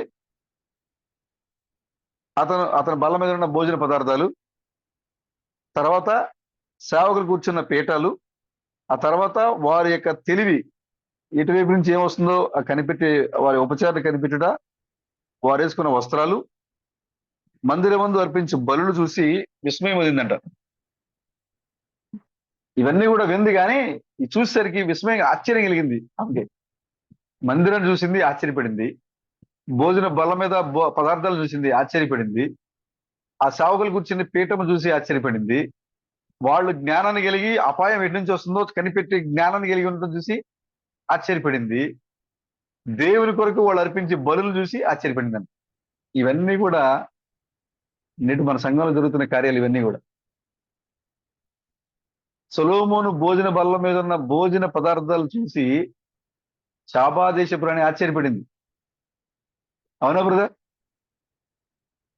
ఇప్పుడు మన సొలొమోను బల్ల మీద ఉన్న భోజన పదార్థాలు ఎన్నోన్నాయి బ్రదర్? సాధారణ బ్రదర్ ఎన్నోన్నాయి? మీలో ఉన్న క్రీస్తు, మీ లోకానికి దేవుళ్ళు, నేను వింటి గాని ఇప్పుడు చూస్తున్నాను, ముద్రలు, సంఘకాలాలు, ఉరుములు, మడ్డి మీద ద్రాక్షరసాలు, సొలొమోను బల్ల మీద ఉన్నటువంటి ఆహారాన్ని చూసి శాపాదేశపు రాణి ఆశ్చర్యపడినట్లుగానే ఇప్పుడు మన ముందు పెట్టబడినటువంటి ఈ వర్తమానాలు చూసి మనం కూడా ఆశ్చర్యపడుతున్నాం. ఇంతకు ముందు మనం విన్నాం ఏం విన్నాం? దేవాది దేవుడు భూమి ఆకాశమును సృజించెను. ఆ భూమి ఆకాశమును సృజించినటువంటి ఆ దేవుడు పగలు మేఘస్తంభంలోను రాత్రి అగ్నిస్తంభంలోను తన ప్రజలతో నడిపించాడు అని మన తాతలు ముత్తాతలు పురాణాలు చెప్తున్నట్టుగా కథలుగా చెప్పుకుంటూ వచ్చారు దాన్ని. ఆ మాటలన్నీ కూడా మనం వింటూ వచ్చాం. ఆ కథనాలన్నీ కూడా చరిత్ర అంతా కూడా మనం వింటూ వచ్చాం. దేవుడు అగ్నిస్తంభంలో ఉండి తొంగి చూశాడట. నిర్గమకాండంలో రాయబడింది, అగ్నిస్తంభంలో ఉండి యెహోవా వారి వైపు తొంగి చూడగా ఐగుప్తు సైన్యం అంతా గడగడలాడిపోయిను, వారి రథ చక్రాలన్నీ మేకులన్నీ ఊడిపోయిను అని బైబిల్లో రాయబడింది. మనం విన్నాం. మేఘస్తంభంలో దేవుడు వచ్చాడు, అగ్నిస్తంభంలో దేవుడు వచ్చాడు అంటే విన్నాం మనం. కానీ ఆ అగ్నిస్తంభంలో ఉన్న దేవుడు, మేఘస్తంభంలో ఉన్న దేవుడు ఎలా ఉంటాడో ఇప్పుడు మనము కళ్ళారా చూస్తున్నాం. అగ్నిస్తంభంలో దాగిన దేవుడు మేఘస్తంభంలో దాగినాడు, ఎలా ఉంటాడో తెలియదు మనకి, విన్నాం మనం. కానీ ఆ అగ్నిస్తంభంలో మేఘస్తంభంలో దాగిన దేవుడు ఎలా ఉంటాడంటే తామస రూపంలో ఉన్నాడు. ఇప్పుడు నా సహోదరి సహోదరుల రూపంలో ఉన్నాడు. ఆయన ఇప్పుడు భూమిపై నడయాడుతున్నాడు. అప్పుడు విన్నాం మనం, ఇప్పుడు చూస్తున్నాం ఆ దేవుడిని. అప్పుడు అగ్నిస్తంభంలో ఉన్న దేవుడు ఇప్పుడు రక్తమాంసంలో ఉన్నాడు. అప్పుడు మేఘస్తంభంలో ఉన్న దేవుడు ఇప్పుడు రక్తమాంసంలో ఉన్నాడు ఇప్పుడు ఆ దేవుడు. అప్పుడు గురించి ఆయన గురించి మనము మన పెద్దల ద్వారా విన్నాం మనం ఆయన గురించి. కానీ ఇప్పుడు మనం ఆయన కళ్ళారా చూస్తూ ఉన్నాం మనం. అగ్నిస్తంభం ఏ మానవుడు సమీపించలేని, యాజకులు సహితం కూడా నిలవలేని అగ్ని, షకీన గ్లోరీ మహిమ, షకీన మహిమ, యాజకులు సహితం లోపలికి వెళ్ళలేనంతగా ఉన్న ఆ మహిమ ఇప్పుడు ఎలా ఉందంటే నా సహోదరుడు లక్ష్మణ గారి రూపంలో మానవ శరీరం ధరించింది. సహోదరుడు సాల్మన్ గారి రూపంలో మానవ శరీరం ధరించింది.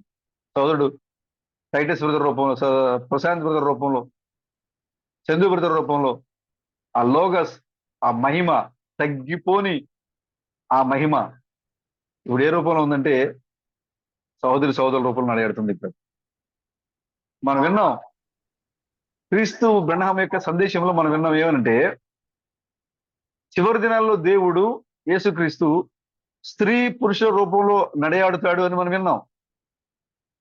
ఆ వర్తమానం మన చెవులతో మనం విన్నాం. కానీ ఆ స్త్రీ పురుషుల రూపంలో నడయాడుతున్న యేసు ఇప్పుడు ఏ రూపంలో ఉన్నాడంటే మన సోదరుడు సాల్మన్ గారి రూపంలో, సతీష్ గారి రూపంలో, లక్ష్మణ గారి రూపంలో, మరి మన సహోదరి సిస్టర్స్ రూపంలో ఆ యేసు ఇప్పుడు భూమి మీద నడయాడుతున్నాడు. ఆయన ఒకదానాన్ని మనం విన్నాం, కానీ ఇప్పుడు మనం చూస్తున్నాం ఆ యేసు క్రీస్తు స్త్రీ పురుషుల రూపంలో నడయాడుతుంటే ఏంటో ఇప్పుడు మనం చూడగలుగుతున్నాం.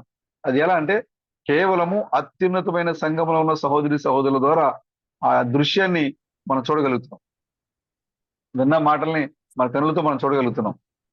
ఇక్కడ యోబు అంటున్నాడు, నేను నిన్ను గూర్చిన వార్త నేను వింటిని కానీ ఇప్పుడు కనులారా చూస్తున్నాను.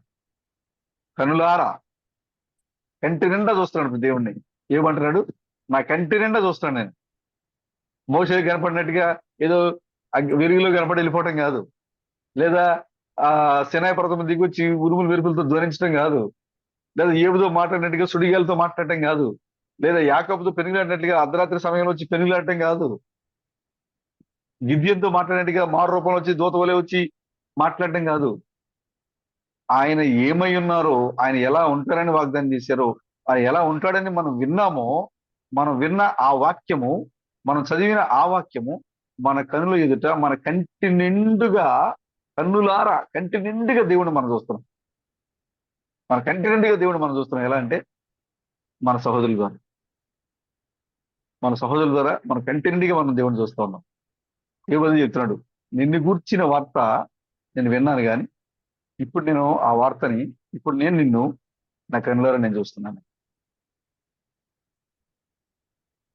ఆ యొక్క శాపాదేశ ప్రాణి సొలొమోను, నీ జ్ఞానాన్ని నా దేశం అంతా నేను విన్నాను కానీ ఇక్కడికి వచ్చిన తర్వాత ఇంకా అధికంగా చూడగలుగుతున్నాను నేను. నీ భోజన బలం మీద ఉంటే ఆ పదార్థాలు ఏంటి అంత గొప్పగా ఉన్నాయి.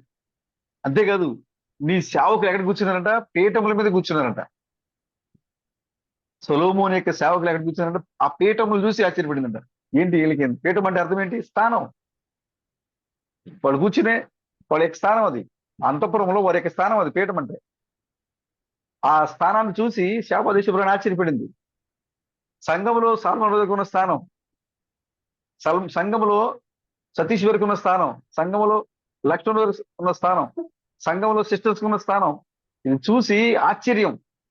అసలు వాళ్ళ భోజన పదార్థాలు ఏంటి, ఆ పీఠములు ఏంటి, వాళ్ళు కనిపెట్టడం అంట. అంటే ఇటు నుంచి అపాయం వస్తుంది, రాజుగారి దగ్గరికి ఏమొస్తుంది, దేశం మీదకి ఏమొస్తుంది, వాళ్ళు ముందుగానే జాగ్రత్తగా కనిపెట్టేది. ఆ నాలెడ్జ్, ఆ జ్ఞానం ఎవరు ఇచ్చారంటే సొలొమోను ద్వారా వాళ్ళకి వచ్చింది. సాతాను ఏ వైపు నుంచి వలేస్తుంది, సాతాను ఏ వైపు నుంచి నేను వాక్యం నుంచి బయటికి లాగితే ప్రయత్నం చేస్తుంది, వాళ్ళు మనం కనిపెట్టడం చూసి లోకానికి ఆశ్చర్యం. మనం తినే ఆహారం చూసి లోకానికి ఆశ్చర్యం. మనం కూర్చున్న స్థానం చూసి లోకానికి ఆశ్చర్యం. మనం ఆ బలులు అర్పించడం, దేవునికి మనం బలులు అర్పించడం అంటే ఆరాధన చేయటం, మనం అర్పించే బలులు చూసి లోకానికి ఆశ్చర్యం. ఆరాధన చూసి ఏంటి వీళ్ళు ఎంత గొప్పగా ఆరాధించగలరా, వీళ్ళు వాకింగ్ కోసం ఎంతసేపు అయినా ఉండగలరా, వీళ్ళు సంఘంలో వెళ్తున్న స్థానం ఏంటి, సంఘంలో సొలొమోను బల దగ్గర కూర్చుని భోజనం చేస్తారా, అవునండి, మేము సొలొమోను బల్ల దగ్గర కూర్చొని మేము లోకము తినలేని ఆహారాన్ని మేము భుజించగల స్థానంలో ఆ పీఠముల పైన మేము కూర్చున్నాం. శాపాదేశపురాణి ఉంది. ఒక రోజు వెళ్ళి ఇదంతా కళ్ళారా చూస్తా ఉంది. ఓ ఇదంతా నేను విన్నాను, కానీ ఇప్పుడు నేను చూస్తున్నాను ఇది మరింత గొప్పగా ఉంది అని చెప్తా ఉంది. కాబట్టి ఇప్పుడు లక్ష మంది ఎక్కడ ఉన్నారు? అపాయాన్ని కనిపెట్టేవాడిగా ఉన్నాడు. తన చుట్టూ తన కుటుంబానికి తనకి తన సంఘానికి సాతాను ఎటువైపు నుంచి వస్తుందో కనిపెట్టే జ్ఞానాన్ని దేవుడిచ్చాడు, దాన్ని తప్పించడానికి, దాన్ని జయించడానికి. లక్షల మందిలో సొలొమోను యొక్క సంస్థానంలో, రాజ్య పీఠాలలో తన స్థానం వెళ్ళి నేరుగా వెళ్ళి అక్కడ కూర్చున్నాడు. వెళ్ళి ఆ పీఠ మీద కూర్చున్నాడు. సొలొమోనుతో కలిపి సొలొమోను భోజన బల్లం దగ్గర ప్రపంచ చరిత్రలో ఎవరూ చేయలేని భోజన పదార్థాలు తింటున్నాడు ఆయన. ఇవన్నీ ఒకప్పుడు మనం సొలొమోను జీవితంలో విన్నాం, చదువుకుంటూ వచ్చాం. సంవత్సరాల తరబడి ఈ లేఖలను అనేక మంది చదువుకుంటూ వచ్చారు. కానీ ఇప్పుడు నెరవేరటం మన కళ్ళారా మనం చూస్తున్నాం. దాన్ని సొలొమోను భోజనం బల్ల అంటే ఏంటో మనం చూస్తున్నాం. ఇప్పుడు అక్కడ ఆ భోజన బల్ల ఏంటో మనం చూడలేకపోయి విన్నాం మనం, కానీ ఈ భోజన బల్ల మనం ఇక్కడ చూస్తున్నాం. అక్కడ సొలొమోను యొక్క సేవకుల యొక్క పీఠములు ఎలా ఉంటాయో మనకు తెలియదు, విన్నాం మనం. కానీ సొలొమోను సేవకుల యొక్క పీఠము ఇప్పుడు క్రీస్తు స్థానము, అది మనం ఇప్పుడు చూస్తున్నాం. సొలొమోను సేవకులు, సొలొమోను ప్రజలు, వాళ్ళు సొలొమోను యొక్క మందిరము, సొలొమోను కట్టించిన మందిరం కూడా మహాద్భుతంగా ఉంది. ఇవన్నీ చూసి ఆ శాపాదేశపురాన్ని ఆశ్చర్యపడినట్లుగా ఈ లోకం మనం తీసుకునే ఆహారం, మనం తీసుకునే వర్తమానాలు, మనం తీసుకునే స్థానం, మన ప్రభువు కోసం మనం చేసే ఆరాధన, ఇవన్నీ చూసి వాళ్ళు ఆశ్చర్యపడుతూ ఉన్నారు. ఒక దినాన ఇవన్నీ కూడా పరిశుద్ధ లేఖనాల్లో మనం చదువుకున్నాం, కానీ అవి మన జీవితంలో జరుగుతూ ఉన్నాయి, ఇప్పుడు నెరవేర్చబడుతూ ఉన్నాయి. సొలొమోనుతో పాటు కూర్చుని భోజనం చేసే ఘనత దేవుడు మనకిచ్చాడు. సౌలు కుటుంబీకుల్లో ఒక వ్యక్తికి ఇచ్చాడు ఆయన. అది పేరేంటి బ్రదర్? ఎవరని చెప్పండి. సొలొమోను కుటుంబంలో దావీదు సౌలు కుటుంబంలో ఒక వ్యక్తికి అవకాశం కల్పించాడు. మెఫీబోషెత్ అన్నారా? మీరే వస్తారనుకున్నా. మెఫీబోషెత్ సౌలు అంటే యోనాతాను కుమారుడు. యోనాతాను కుమారుడు మెఫీబోషెత్. చూడండి, దావీదు యుద్ధం పోరాటం అయిపోయిన తర్వాత, దేవుడు తన యొక్క రాజ్యాన్ని నెమ్మదిపరిచిన తర్వాత, స్థిరపరిచిన తర్వాత, సౌలు కుటుంబీకులు ఎవరైనా ఉన్నారా అని ఎంక్వైరీ చేశాడు దావీదు. చేస్తే యోనాతాను తన ప్రాణాన్ని అంటిన స్నేహితుడు, తన వేసుకుపోయిన స్నేహితుడు యోనాతాను కుమారుడు ఉన్నాడని తెలిసింది. తెలిస్తే తీసుకొచ్చాడు. యోనాతాను కుంటివాడిగా ఉన్నాడు, మెఫీబోషెత్ కుంటివాడిగా ఉన్నాడు. ఎందుకంటే తన దాది ఎత్తుకుని పోతా ఉంటే, పరిగెడతా ఉంటే జారి కింద పడినప్పుడు కాలు విరిగిపోయింది. అప్పుడు దావీదు తన రాజ్యం నెమ్మదించిన తర్వాత ఎంక్వైరీ చేసి యోనాతాను కుమారుని తీసుకుని వచ్చి, నీ సౌలు యొక్క ఆస్తిని నీకు తిరిగి నీకు అప్పచెప్తాను నేను, అంతేకాదు నీ తండ్రి నేను బహు స్నేహితులు, ప్రేమ కలిగిన వాడు నీ తండ్రి, కాబట్టి నీవు ఇక మీదట నీకు ఆస్తిని ఇస్తాను నేను, కానీ నీ భోజనం మాత్రం నా బల దగ్గరే అని చెప్పాడు. మెఫీబోషెత్ అంటాడు అక్కడ, నేను ఎంత హీనుడైనా నాకు అంత గొప్ప భాగ్యాన్ని ఇచ్చావా అని అడుగుతాడు మెఫీబోషెత్. అక్కడ మనం చూడొచ్చు దీన్ని, సమయాలు మనం చూడొచ్చు ఈ విషయాన్ని. తర్వాత మనం అంటే మనకు సందర్భంగా అది మనం వెళ్ళట్లేదు. అంటే చూడండి, యోనాతాను కుమారుడు, కుంటివాడిగా ఉన్న యోనాతాను కుమారుడు మెఫీబోషెతు దావీదు ఒక మహారాజు బల్ల దగ్గర భోజనం చేసే భాగ్యాన్ని పొందుకున్నాడు. ఈ మెఫీబోషెతు కుంటివాడిగా ఉన్నాడు. అంటే ఎలాగైతే మెఫీబోషెతు కుంటివాడిగా ఉన్నా కూడా తన తండ్రి యొక్క అర్హతను బట్టి, తండ్రికి ఉన్న ఘనతను బట్టి, దావీదుకి యోనాతానుకు ఉన్నటువంటి యొక్క పరిచయాన్ని బట్టి, స్నేహాన్ని బట్టి, ఎలాగైతే మెఫీబోషెతు దావీదు యొక్క సింహాసన భోజనం బల్ల దగ్గర కూర్చొని భోజనం చేసే స్థానాన్ని సంపాదించుకోగలిగాడో, అలాగే మన తండ్రి అయినటువంటి క్రీస్తు బ్రహ్మను బట్టి, ఆయనకున్న స్థానాన్ని బట్టి, ఆయనకున్న అర్హతను బట్టి, ఆయనకున్న గొప్పతనాన్ని బట్టి మనం అన్నిటిలో అంగహీనులు. మనం విశ్వాసులు అంగహీనులు, భక్తులు అంగహీనులు, అన్నిటిలోనూ మనం అంగహీనులమే. మన సరైన అవయవాల్లో లేవు. మనకి అన్నిటిలోనూ మనం అంగహీనులుగా ఉన్నాం. పరిపూర్ణమైన అవయవాలతో మనం లేవు అసలు.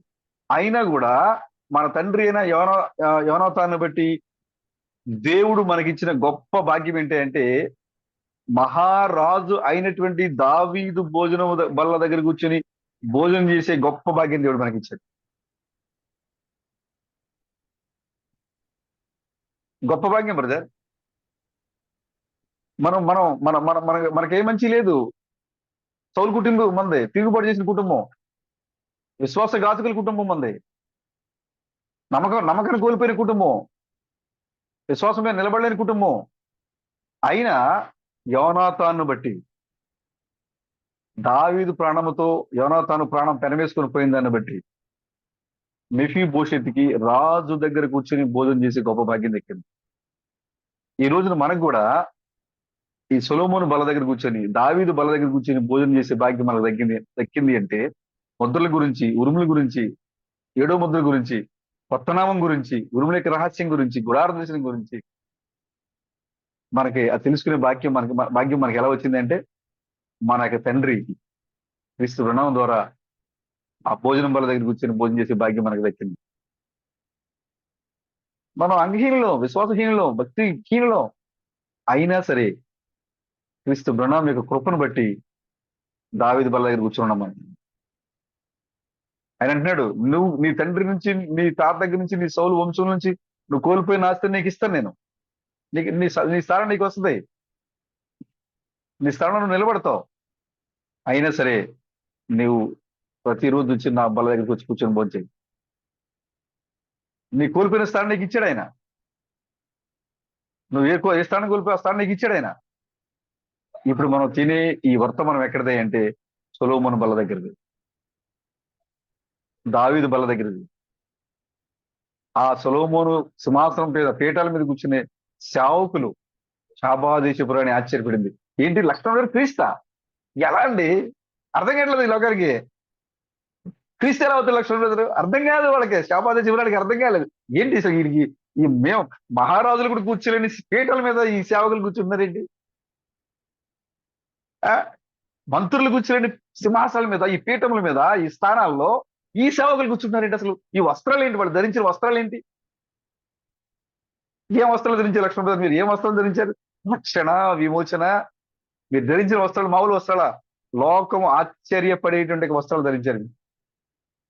శాబాదేశపురాన్ని ఆశ్చర్యపడుతుంది. ఏంటి వీళ్ళు కూర్చున్న ఈ పీఠములు ఏంటి? వీళ్ళు ధరించే ఈ వస్త్రాలు ఏంటి? వీళ్ళు తినే ఈ ఆహారం ఏంటి?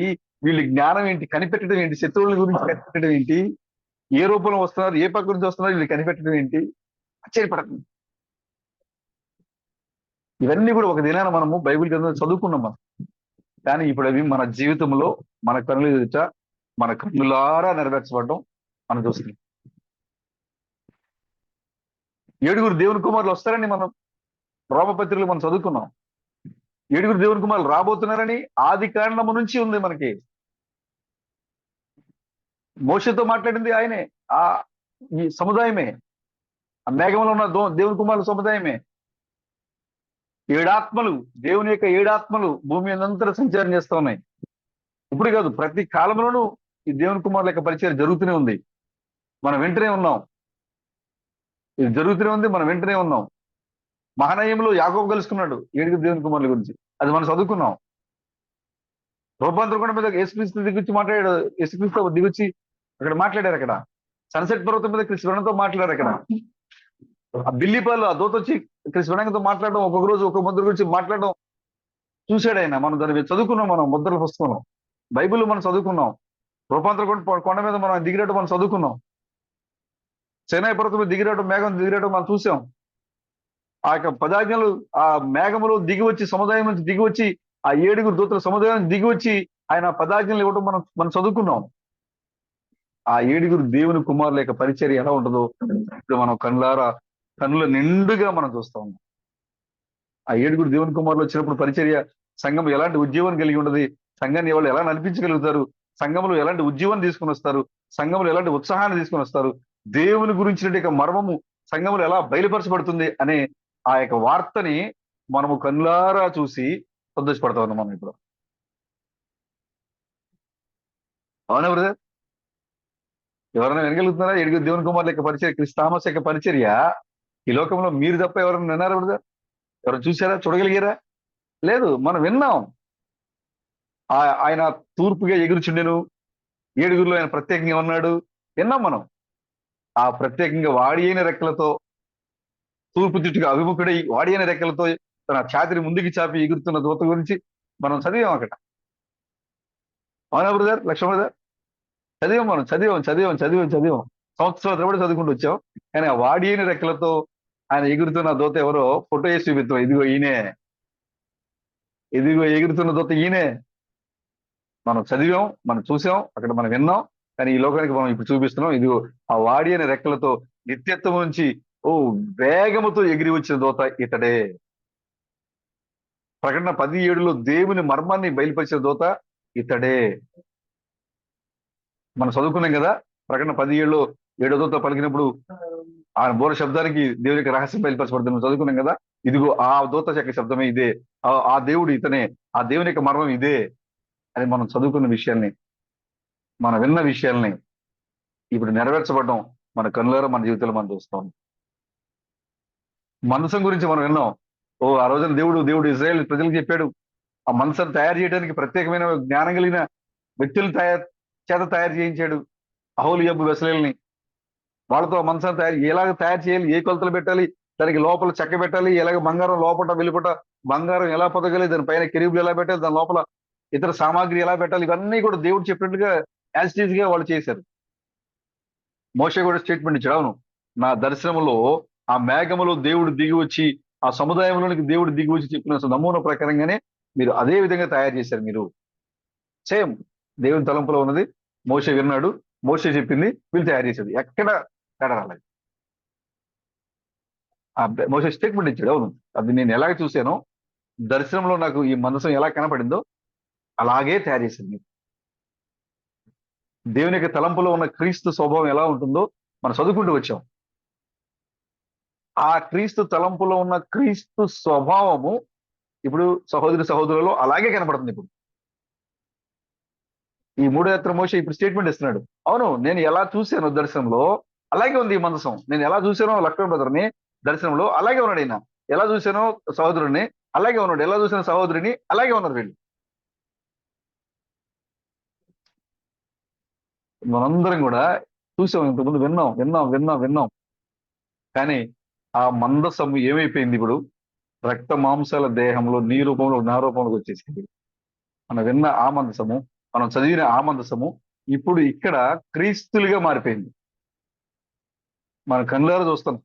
అక్కడ తుమ్మకరతో చెక్కబడిన ఆ మందసము ఇక్కడ శపించబడిన మానవునికి లోపల వెలుపల దైవత్వాన్ని ఉపయోగపడింది. అక్కడ చదువుకున్న మందసం అంటే ఏంటో, కానీ ఇక్కడ శపించబడిన లక్ష్మణ బ్రదర్కి లోపల దైవత్వము, బయట దైవత్వము, లోపల క్రీస్తత్వము, బయట క్రీస్తత్వం అర్థపడింది. అక్కడ మనం చదువుకున్నాం, అది నెరవేర్చబడడం ఇక్కడ చూస్తున్నాం. మనం ఇక్కడ చదువుకున్నాం, ఇక్కడ నెరవేరుతుంది. అక్కడ చూస్తున్నాం, అక్కడ జరుగుతుంది. కానీ మనం ఎలా చూడగలుగుతున్నాం అంటే ఏమి చూసినట్లుగా కంటి నిండుగా మనం చూడగలుగుతున్నాం దేవుని యొక్క వాక్యాన్ని. నిన్ను గూర్చిన వార్త నేను కన్నులారా చూస్తున్నాను. అందుకోసమే చూడగలిగాడు కాబట్టి యోబు ఈ మాట ఎందుకు చెప్తున్నాడు తెలుసా? కేవలం సుడిగాలో చూసినందుకే. ఈ మాట యోబు కేవలం దేవుణ్ణి సుడిగాలతో చూసి మాట్లాడినందుకే మాట చెప్తున్నాడు ఈ విషయాన్ని. మరి సుడిగాల్లో చూసిన యోబుకే అంత ఆనందంగా ఉండుంటే మరి రియల్ గా యేసుక్రీస్తు ఎదురుగా కూర్చొని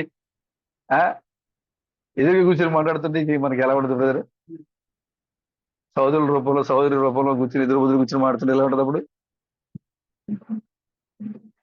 మరి అంతగా చూసిన యోబుకే అంత ఆనందంగా ఉంటే ఏమంటాడు ఆయన? నా విమోచకుడు సజీవుడనియు,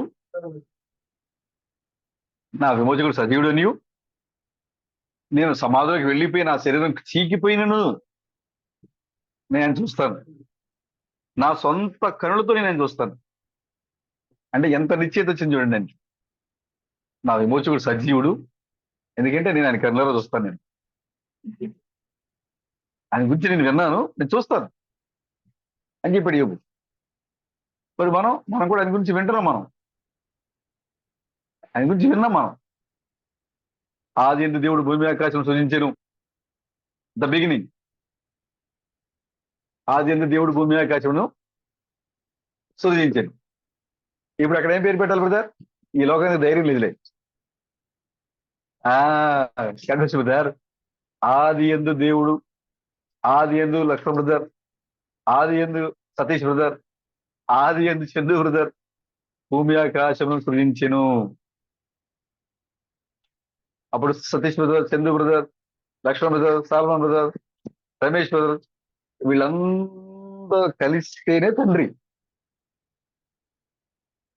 వీళ్ళందరూ కలిస్తేనే వాక్యం. వాక్యము అంటే సముదాయం. దేవుని కుమారుల యొక్క సముదాయమే వాక్యం. దేవుని కుమారులు కుమార్తెల యొక్క సముదాయమే వాక్యం. ఈ వాక్యము ఇంతకు ముందు పదార్థంగా మారలేదు. పదార్థంగా లేని మునుపు వెలుగులో ఉంది. ఆ వెలుగులో ఉన్న వాక్యము పదార్థంగా మారింది. పదార్థంగా ఉన్న వాక్యమే ఇప్పుడు దృశ్యలోకి వచ్చింది. కాబట్టి ఆది యందు దేవుడు భూమి ఆకాశం సృజించాను. ఆది యందు దేవుడు కాదు, ఆది యందు లక్ష్మణ్ బ్రదర్, ఆది యందు సాల్మన్ బ్రదర్, ఆది యందు రమేష్ బ్రదర్, ఆది యందు సతీష్ బ్రదర్ భూమి ఆకాశం సృజించాను. రమేష్ బ్రదర్, సతీష్ బ్రదర్ అందరూ కలిపితేనే దేవుడు. ఎప్పుడైతే మనం ఆ యొక్క స్థానానికి మనం వెళ్ళిపోతున్నామో, ఈ లోకం ఆ స్థానాన్ని చూసి ఏంటి వీళ్ళు కూర్చున్న ఈ స్థానం ఏంటి, ఈ పీఠం ఏంటి, ఈ రాజులు సహితం కూడా కూర్చోలేరు కదా ఇక్కడ. ఈ రాజులు సహితం కూడా కూర్చొని ఈ పీఠముల మీద వీళ్ళు కూర్చుంటున్నారు. ఎలా కూర్చుంటున్నారు? ఈ వస్త్రాలు ఏంటి? అసలు వీళ్ళు ధరించిన ఈ వస్త్రాలు ఏంటి? శాపాదేశం ఆశ్చర్యపడి మనం చూడండి ఒకసారి. 10వ వచనంలో, 10వ అధ్యాయంలో 4వ వచనం మళ్ళీ చూడండి, 4 నుంచి 5. షేబ రాణి సొలొమోను యొక్క జ్ఞానమును, అతడు కట్టించిన మందిరమును, అతని బల్ల మీద ఉన్న భోజన ద్రవ్యములను, అతని సేవకులు కూర్చుంటూ పీఠములను, అతని ఉపచారులు కనిపెట్టుటను, వారి వస్త్రములను, అతని గిన్నెనందించు వారిని, యెహోవా మందిరమందు అతడు అర్పించు దహన బలులను చూచి విస్మయం ఉండినదై రాజుతో చూసారు ఇట్లా. బ్రదర్? చూసారు బ్రదర్? విస్మయం కలిగిందంట. ఆశ్చర్యం కలిగింది. అసలు ఈ వస్త్రాలు ఏంటి బ్రదర్? వస్త్రాలు ఎలా రాజులు కూడా ధరించలేని వస్త్రాలు ధరించారు వీళ్ళు. ఎక్కడి నుంచి వచ్చినాయి వస్త్రాలు వీళ్ళకి? ఈ పీఠంలు ఏంటి? అసలు మా దేశంలో రాజు కూడా కూర్చున్నాడు ఈ పీఠాల మీద, కానీ ఇక్కడ సేవకులు కూర్చున్నారు. ఇక్కడ ఆశ్చర్యపడిపోయింది ఆమె. వింది. కానీ ఇప్పుడు అక్కడ సొలొమోను యొక్క రాజ్య ఘనతని కన్నులారా చూస్తూ ఉంది. ఈ లోకం సొలొమోను రాజ్య ఘనత. సొలొమోను రాజ్యం ఎవరిది? ఎవరు రాజ్యం అంటే మనమే. దాని యొక్క ఘనత ఈ లోకం చూస్తోంది. ఇప్పుడు మనం యొర్దాన్ని పాయలు చేశారని విన్నాం. యెహోషువ నాయకత్వంలో యొర్దాన్ని పాయలు చేశారు. యొర్దాన్ చీలిపోయింది అని విన్నాం. కానీ లక్ష్మణ్ మీద వచ్చి ఇప్పుడు మరలా యొర్దాన్ని పాయలు చేశారు. అక్కడ భౌతికంగా ఉన్న ఒక నది, ఒక నీరు, రెండు గట్ల మధ్యలో ప్రవహించే నీటిని అక్కడ భౌతిక సంబంధమైన యెహోషువ ప్రజలు అక్కడ ఆపి దాటారు. కానీ ఇక్కడ యెహోషువ ఆత్మ కలిగినటువంటి Laxman brother, Solomon brother, Satish brother మరణము అనేక ఏళ్లుగా ఏలుబడి చేస్తున్న లోకం మీద, మనుషుల మీద ఏలుబడి చేస్తున్న మరణమును నుంచో అక్కడ భౌతిక సంబంధమైన నీళ్ళ నుంచే పెట్టారు. అక్కడ ఆదాము పురం వరకు నీళ్లు నిలబడ్డాయి అక్కడికి. ఇక్కడ ప్రతి వ్యాధి పైన అధికారాన్ని కలిగి ఉండి యొర్దాను అనేటువంటి మరణమును నుంచో అని శాసించగలిగినట్టుగా దేవుని ఆత్మ కలిగిన క్రీస్తులు లోకానికి వచ్చారు. వీళ్ళు వస్తారు అని మనం విన్నాం. బైబిల్లో స్పోకెన్ వర్డ్ లో విన్నాం, చదివాం, అనేక ప్రసంగాలు మనం విన్నాం. కానీ ఇప్పుడు వారిని మన కన్నులారా చూస్తున్నాం. మనం దృశ్య రూపంలో చూస్తున్నాం. మనం ఆ పుట్టి గుడ్డివాడు ఎలాగైతే మీరు కూడా క్రీస్తు శిష్యులు ఎవరు అనుకుంటున్నారా? అంటే వాళ్ళు ఏమన్నారు తెలుసా? ఏ మేము క్రీస్తు శిష్యులు ఇవ్వడం ఏంటి? క్రీస్తు ఎక్కడ వాడు? మేము మోషే శిష్యులం. మోషే ధర్మశాస్త్రం తెచ్చాడు. మోషే ఎర్ర సముద్రం పాయలు చేశాడు. మోషే దేవునితో ముఖాముఖి మాట్లాడాడు. మేము మోషే శిష్యులం అని చెప్పారు. అది మనం విన్నాం, అది మనం చదువుకున్నాం. సంవత్సరాల తరబడి మన పాస్టర్లు అదే బోధించారు మనకి. కానీ ఆ చరిత్ర మరలా తిరిగి మన జీవితంలో జరుగుతుంది. బ్రహ్నాం గురించి మీకు తెలుసా? బ్రహ్మ ఎవరు? యేసు శిష్యులం. యేసు కలవరిలో సిలువ వేసుకున్నాడు, మన కోసం తిరిగి లేచాడు. గుడ్డి చెవుల వల్ల అందరూ బాగు చేశాడు ఆయన. ఎవరి బ్రహ్మం? మనం అప్పుడు చదువుకున్నాం, అప్పుడు విన్నాం. వాళ్ళ జీవితంలో జరిగిన చేదు అనుభవాలు మనం అక్కడ ఆ బైబిల్ రాయబడ్డ మనం చూసాం. ఇప్పుడు మరలా తిరిగి చరిత్ర అలాగే మన జీవితంలో కూడా పునరావృతం అవుతుంది. మనం చూస్తున్నాం, మనం వింటున్నాం. ఇప్పుడు మనం మన కనులారా చూస్తున్నాం జరిగే విషయాలు. మనం చదువుతున్నాం, వింటున్నాం, కనులారా చూస్తున్నాం. మనం యోబు వలె, శబాదేశపు రాణి వలె, ఆ పుట్టి గుడ్డివాని వలె మీరు చూసేవారు చూసేవారు గుడ్డివారు కావాలని, చూడని వారు చూడవాలంటాడు ఆయన. ఏంటంట? చూసేవారు గుడ్డివారు చూడండి ఒకసారి. యోహాను సువార్త చాలా గొప్ప అంశం ఇది మనకి. 9వ అధ్యాయం 1వ వచనం నుంచి, ఆయన మార్గమును పోవుచుండగా పుట్టు గుడ్డి అయిన ఒక మనుషుడు కనబడెను. అతడు ఆయన శిష్యులు బోధకుడా, వీడు గుడ్డివాడై పుట్టుటకు ఎవడు పాపం చేసెను? వీడా, వీని కన్నవారా అని ఆయన అడగగా, యేసు వీడైనను వీని కన్నవారైనను పాపము చేయలేదు, కానీ దేవుని క్రియలు వీని యందు ప్రత్యక్షపరచబడికే వీడు గుడ్డివాడిగా పుట్టింది. పగలనంత వరకు నన్ను పంపిన వారి క్రియలు మనం చేయుచుండవలను. రాత్రి వస్తున్నది, అప్పుడు ఎవడనూ పనిచేయడు. నేను ఈ లోకంలో ఉన్నప్పుడు లోకమునకు వెలుగునని అని చెప్పాను. ఆయన ఇటు చెప్పి నేల మీద ఉమ్మితో బురద చేసి వాని కళ్ళ మీద ఆ బురద పూసి, నీవు శిలోయం కొరటికి వెళ్ళి అందులో కడుక్కోనమని చెప్పాను. శిలోయం అన్న మాటకు పంపబడిన వాడని అర్థం. వాడు వెళ్ళి కడుక్కొని చూపు గలవాడి వచ్చాను. కాబట్టి పొరుగువారు వాడు భిక్షకుడిని అంతకుముందు చూసిన వారు వీడు కూర్చుండి భిక్షవాడు కాడా అనుకుంది. భిక్షమెత్తుకున్న వాడు కాడా అనేది. వీడే అని కొందరును, వీడు కాడు, వీడిని పోలి ఉన్న మరొకరిని కొందరును అనేది. వాడైతే నేనే అని. చూసారా? యేసుక్రీస్తు వెళ్తా ఉంటే ఒక గుడ్డివాడు అక్కడ కూర్చుని దారి పక్కన కూర్చున్నాడు. శిష్యులు ఆయన చూసి అడిగారు.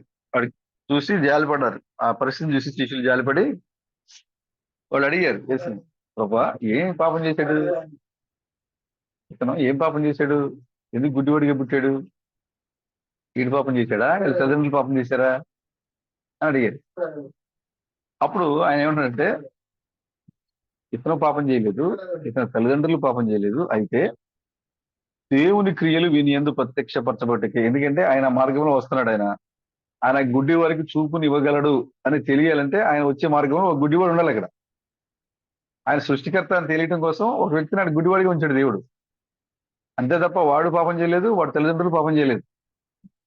ఆయన వెళ్ళి వాడి దగ్గరికి వెళ్ళి ముట్టి, నువ్వు వెళ్ళి శిలువలో కడుక్కో, శిలువ మనకి పంపడిన అర్థము, నువ్వు వెళ్ళి దండకెళ్ళి కడుక్కో అని పంపించాడు. కడుక్కున్నాడు. ఆయన కళ్ళు వచ్చేసింది. ఎప్పుడైతే కళ్ళు వచ్చినాయో వాడు అవతారం అంతా మారిపోయింది, వాడి పరిస్థితి అంతా మారిపోయింది. ఎప్పుడైతే కళ్ళు వచ్చినాయో అంతా మారిపోయింది. చూసిన వాళ్ళు అందరూ అనుకుంటారు, ఏంటి మొన్నదాకా మన ఈ గుడి దగ్గర కూర్చున్న వాడే కదా అంటే, అలాగే ఉన్నాడు అని ఒకళ్ళు, లేదా కాదా అని ఒకళ్ళు, కొంతమంది సేమ్ డిటో అలాగే ఉన్నాడు, అయితే ఇది వేరేవాడు, పోలికలు కలిసి అని మాట్లాడుకుంటున్నారు.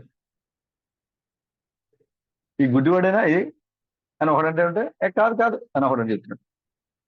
ఇతను ఆ పొలికలతో ఉన్నాడు అని చెప్తున్నారు. వీళ్ళు సంభాషణ జరుగుతుంది కదా, వీడు కావాలని వాళ్ళ మధ్యలోకి వెళ్ళి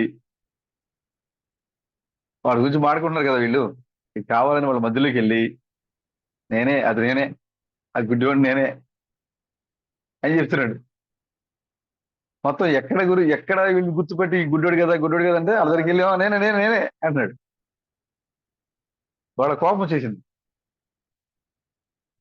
వచ్చేసి నువ్వు గుడ్డోడు కదా, నీ కళ్ళు ఎట్టొచ్చినాయి అని అడిగారు. అడిగితే అది ఏం చెప్తున్నాడు చూడండి, 11వ వచనంలో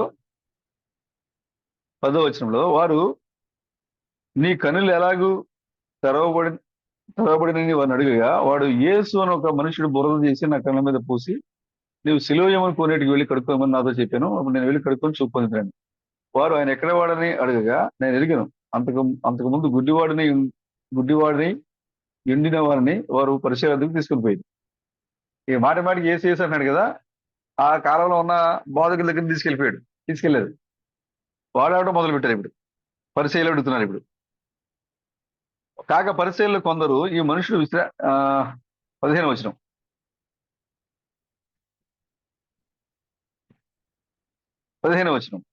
వాడు ఎలాగో చూపు పొందినో దాన్ని గురించి పరిశీలు కూడా వాడిని మరలా అడుగుగా, వాడు నా కళ్ళ మీద ఆయన బురద ఉంచగా నేను కడుక్కొని చూపు పొందిన వారితో చెప్పాను. కాగా పరిశైలిలో కొందరు ఈ మనుషుడు విశ్రాంతి దినం ఆచరించడం లేదు కనుక దేవుని యొద్ద నుండి వచ్చిన వాడు కారని, మరికొందరు పాపి అయిన మనుషుడు ఇలాంటి సూచికలు ఎలాగ చేయగలడని, ఇట్లు వాడిలో భేదం వచ్చిందంట. ఏం పుట్టింది బ్రదర్? లక్షణంలో అడిగిన వెళ్తే అందరూ సమాధానం పరిచి ప్రేమను పెట్టాలి, కానీ తగ్గు పెడతారేంటి బ్రదర్? ఏసి అక్కడికి వెళ్ళి, అయ్యా పరిశీలేరా శాస్త్రలేరా, మనం ఒకటి కొట్టుకోవద్దు, నువ్వు ధర్మశాస్త్రం నేను ధర్మశాస్త్రమే అని చెప్పాలిగా. భేదం పుట్టించాడు ఆయన ఇచ్చి. ఒకడేమో విశ్రాంతి దినాన్ని పాటిస్తున్నాడు, పాటించట్లేదు. ఈయన ఎలాగా దేవుడు అవుతాడు, క్రీస్తు అవుతాడు? మరి విశ్రాంతిని ఇచ్చింది మన దేవుడే కదా, మరి మన దేవుడు ఇస్తే మన దేవుడు పాటించాలి కదా అని ఒకళ్ళు చెప్తారు. ఒకళ్ళు ఏమంటారు, పాప అయితే కళ్ళు ఎలా అవుతాడండి, ఆయన పాపే, మరి కుడ్డోడికి కళ్ళు ఎలా అవుతాడు ఆయన అని భేదం వచ్చేసింది, వైరం వచ్చేసింది. ఇప్పుడు సత్యాన్ని తీసుకున్న నీవు కూడా ఈ లోకానికి అలాగే ఉంటావు. నీకు ఈ లోకానికి భేదం, వైరం ఇదే. ఆదికాండం 3:16 వచనం ఇదే. నీకును స్త్రీకి, నీ సంతానానికి స్త్రీ సంతానానికి వైరం వస్తుంది. వైరం రావాలి. వాళ్ళు చెప్పేది వేరు, మనం చెప్పేది వేరు. వాళ్ళ విశ్వాసం వేరు, మన విశ్వాసం వేరు. మన దేవుడు వేరు, వాళ్ళ దేవుడు వేరు. మన యేసు వేరు, వాళ్ళ యేసు వేరు. వైరం వస్తుంది. వైరం వచ్చింది అళ్ళల్లో వాళ్ళకి తగులు వచ్చింది. ఈ గుడ్డోడి కళ్ళు ఇయటం వల్ల వాళ్ళు ఒకళ్ళు భేదాలు పుట్టించుకున్నారు. ఒకళ్ళ మధ్యలో ఒకళ్ళకి భేదం వచ్చింది. ఒకళ్ళ భేదం వచ్చి పరిశీలన దగ్గరికి తీసుకెళ్ళి లాక్కెళ్ళి, నేను వేలేస్తావు, నువ్వు సరిగ్గా చెప్పు అని చెప్పి వాడిని అడిగి, వాళ్ళ అమ్మని అడిగి, వాళ్ళ అమ్మకి భయం వేసింది. ఆ భేదం, ఆ తగులు అల్లరై పట్టణం మొత్తం అల్లరైపోయింది. పట్టణం మొత్తం అల్లరైపోయి, ఇది సరిగ్గా చెప్పకపోతే నిన్ను వేలేస్తాం, మీ అమ్మని వేలేస్తాం అని చెప్పి భయపెట్టారు. వాళ్ళ అమ్మ నాన్న భయపడిపోయి, అయ్యో మాకు తెలియదే, వాడు కళ్ళెట వచ్చినాయి, వాడు ఎదిగిన వాడు, పెద్దోడు వాడు, వాడిని అడగండి అని చెప్పారు. వాడు ఏమంటారు చూడండి, 18వ వచనం, వాడు గుడ్డివాడై ఉండి చూపు పొందినని యూదులు నమ్మక, చూపు పొందిన వారి తల్లిదండ్రులను పిలిపించి, గుడ్డివాడై పుట్టినని మీరు చెప్పు, ఈ కుమారుడు వీడేనా? అలాగైతే ఇప్పుడు వీడు ఎలాగో చూస్తున్నాడని వారిని అడిగారు. అందుకు వారి తల్లిదండ్రులు, వీడు మాకు కుమారుడనియు, వీడు గుడ్డివాడిగా పుట్టిననియు మేము ఎరుగుదము. ఇప్పుడు వీడు ఎలాగో చూస్తున్నాడో ఎరుగము. ఎవడు వీని కనులు తెరిచినో అదియు మేము ఎరుగము. వీడు వయసు వచ్చిన వాడు, వీడిని అడుగుడి, తన సంగతి తానే చెప్పుకోగలని వారితో అనేది. వారి తల్లిదండ్రులు యూదులకు భయపడి అలాగూ చెప్పిరి. ఎందుకనైనా ఆయన క్రీస్తు అని ఎవరిని ఒప్పుకునేలా వారిని సమాజ మందిరంలో నుండి వెలివేయమని యూదులు మునుపు నిర్ణయించుకుని ఉండరి. అది విషయం. ఒకవేళ ఏసొచ్చి మా కొడుకు కళ్ళిచ్చాడయా అని చెప్పారు అనుకోండి, మన సమాజం నుంచి వీళ్ళని పంపించేది బయటికి అని వెళ్ళేస్తారు. భయపడ్డారు. ఇప్పుడు ఆడికి కళ్ళు వచ్చినాయి 24 కాబట్టి వారు వచ్చి వారిని అడిగి వారిని అడుగుడనేది. కాబట్టి వారు గుడ్డివాడి ఉండిన మనిషిని 2వ మారు పిలిపించి, దేవుని మహిమపరచము, ఈ మనుష్యుడు పాపి అని మేము ఎరుగుదుము అని వారితో చెప్పగా, అతడు ఆయన పాపియో కాడో నేను ఎరుగును, ఒకటి మాత్రం నేను ఎరుగుదును, గుడ్డివాడిని ఉండి ఇప్పుడు చూస్తున్నాను. నేను గుడ్డివాడిని ఇంతకుముందు, ఇప్పుడు నేను చూస్తున్నా. ఆయన పాపో పుణ్యాత్ముడో నాకు తెలియదు, కానీ నేనైతే ఇంతకుముందు గుడ్డివాడిని, ఇప్పుడైతే నేను చూస్తున్నా, చూస్తున్నాను. అందుకు వారు, ఆయన నీకేం చేశాను, నీ కనులు ఎలాగ తెలిసినని మరలా వారిని అడుగగా, వాడు, ఇందాక మీతో చెప్పి తిని కానీ మీరు వినకపోతుంది, మీరు ఎందుకు మరలా వినగోర్చున్నారు, మీరును ఆయన శిష్యులగుటకు కోర్చున్నారా ఏమి అని వారితో. అందుకు వారు, నీవే వాని శిష్యుడవు, మేము మోషే శిష్యులం. నువ్వు ఆయన దగ్గరికి వెంబడించు, మేము రాము. మేము మోషేని వెంబడిస్తాం. అంటే ఈ గుడ్డివాడు తప్పులో ఉన్నాడని వాళ్ళ ఉద్దేశం. మోషే ప్రవక్త, మాకు ధర్మశాస్త్రం ఇచ్చాడు కాబట్టి మేము మోషేని నమ్ముతాం. ధర్మశాస్త్రం మేము పాటించాలి. అప్పుడు వాడు చెప్తున్నాడు చూడండి, మోషే శిష్యులము దేవుడు మోషేతో మాట్లాడినని ఎరుగుదుము గాని వీడు ఎక్కడి నుండి వచ్చినో ఎరుగమని చెప్పి వాడిని దూషించారు. అసలు మోషేతో మాట్లాడిన దేవుడు ఆయనే శరీరధరిగా నిలబడి ఉన్నాడు. అక్కడ మోషేతో మాట్లాడిన దేవుడు శరీరధరిగా నిలబడి ఉంటే వాళ్ళు చూడలేకపోతున్నారు. వాళ్ళు గుడ్డివారు అయిపోయారు. దేవుడు శరీరధరిగా రక్త మాంసాల దేహంలో భూమి మీద ఉంటే వాళ్ళు గుడ్డివారు అయిపోయి మేము మోషే శిష్యులం, దేవుడు మోషేతో మాట్లాడాడని చెప్పి, అసలు మోషేతో మాట్లాడిన దేవుడే అక్కడ నిలబడి ఉన్నాడు శరీరంలో. వాళ్ళు చదివారు కానీ చూడలేకపోయారు. వాళ్ళ మాటని చదివారు సంవత్సరాల తరబడిగా వర్తమానాలు వినుకుంటూ వచ్చారు. కానీ ఆ దేవుడు అక్కడ రక్త మాంసాలతో నిలబడి ఉంటే చూడలేకపోయారు వాళ్ళు. కిందకి వచ్చిన చూడండి ఏం చెప్తున్నాడు. ఇప్పుడు 35 పరిసయ్యులు వాడిని వెలివేసిరని యేసు విని వాడిని కనుగొని నువ్వు దేవుని కుమారుని యందు విశ్వాసం ఉంచున్నావా అని అడిగాను. అందుకు వాడు, ప్రభువా నేను ఆయన ఎందు విశ్వాసం ఉంచడానికి ఆయన ఎవడని అడుగగా, యేసు నీవు ఆయన చూస్తున్నావు, నీతో మాట్లాడుచున్నవాడు ఆయనే అని. కళ్ళిచ్చాడు, బాగానే చేశాడు, అంతా బాగానే ఉంది, వెళ్ళేశాడు. యేసు నమ్మినందుకు వచ్చిన బహుమానం ఏంటంటే ఊర్లోంచి పంపించేశారు బయటికి. దండేసి బ్రదర్ దండేసి సన్మానం చేయాలి ఆయనకి. నువ్వు యేసు నమ్మేవా, నువ్వు వెళ్ళిపో బయటికి అని పంపించాడు. ప్రభు అది ఎక్కడున్నాడో ఎతికారు. అతను ఎక్కడున్నాడో ఎతికి అతని దగ్గరికి వెళ్ళి ఏం చేయమంటున్నాడు, నువ్వు దేవుని కుమారుని యందు విశ్వాసం ఉంచుతున్నావా అంటే ఆయనకి ఆ దేవుని కుమారుడు ఎవడో తెలియదు. ఆయన అంటాడు, ఎవరయ్యా నేను విశ్వాసం ఉంచడానికి అసలు అతను ఎవరు అని అంటాడు ఆయన. ఇప్పుడు నువ్వు ఆయన చూస్తున్నావు, ఇప్పుడు నువ్వు ఆయన్ని చూస్తున్నావు. ఏదైతే నువ్వు చదివావో ఆయన ఇప్పుడు నువ్వు చూస్తున్నావు. ఏదైతే నువ్వు విన్నావో ఇప్పుడు నువ్వు ఆయన చూస్తున్నావు. అవునా బ్రదర్, లక్ష్మణ బ్రదర్? ఏ దేవుడైతే ధర్మశాస్త్రం ఇచ్చాడో ధర్మశాస్త్రాన్ని ఇచ్చిన దేవుడు అక్కడ నిలబడి ఉన్నాడు. ఏ దేవుడైతే ఎర్ర సముద్రాన్ని పాయలు చేశాడో ఆ దేవుడు అక్కడ నిలబడి ఉన్నాడు.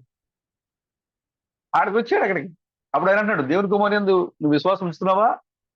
ఆయన ఎవరండి? ఇప్పుడు నువ్వు చూస్తున్నావు.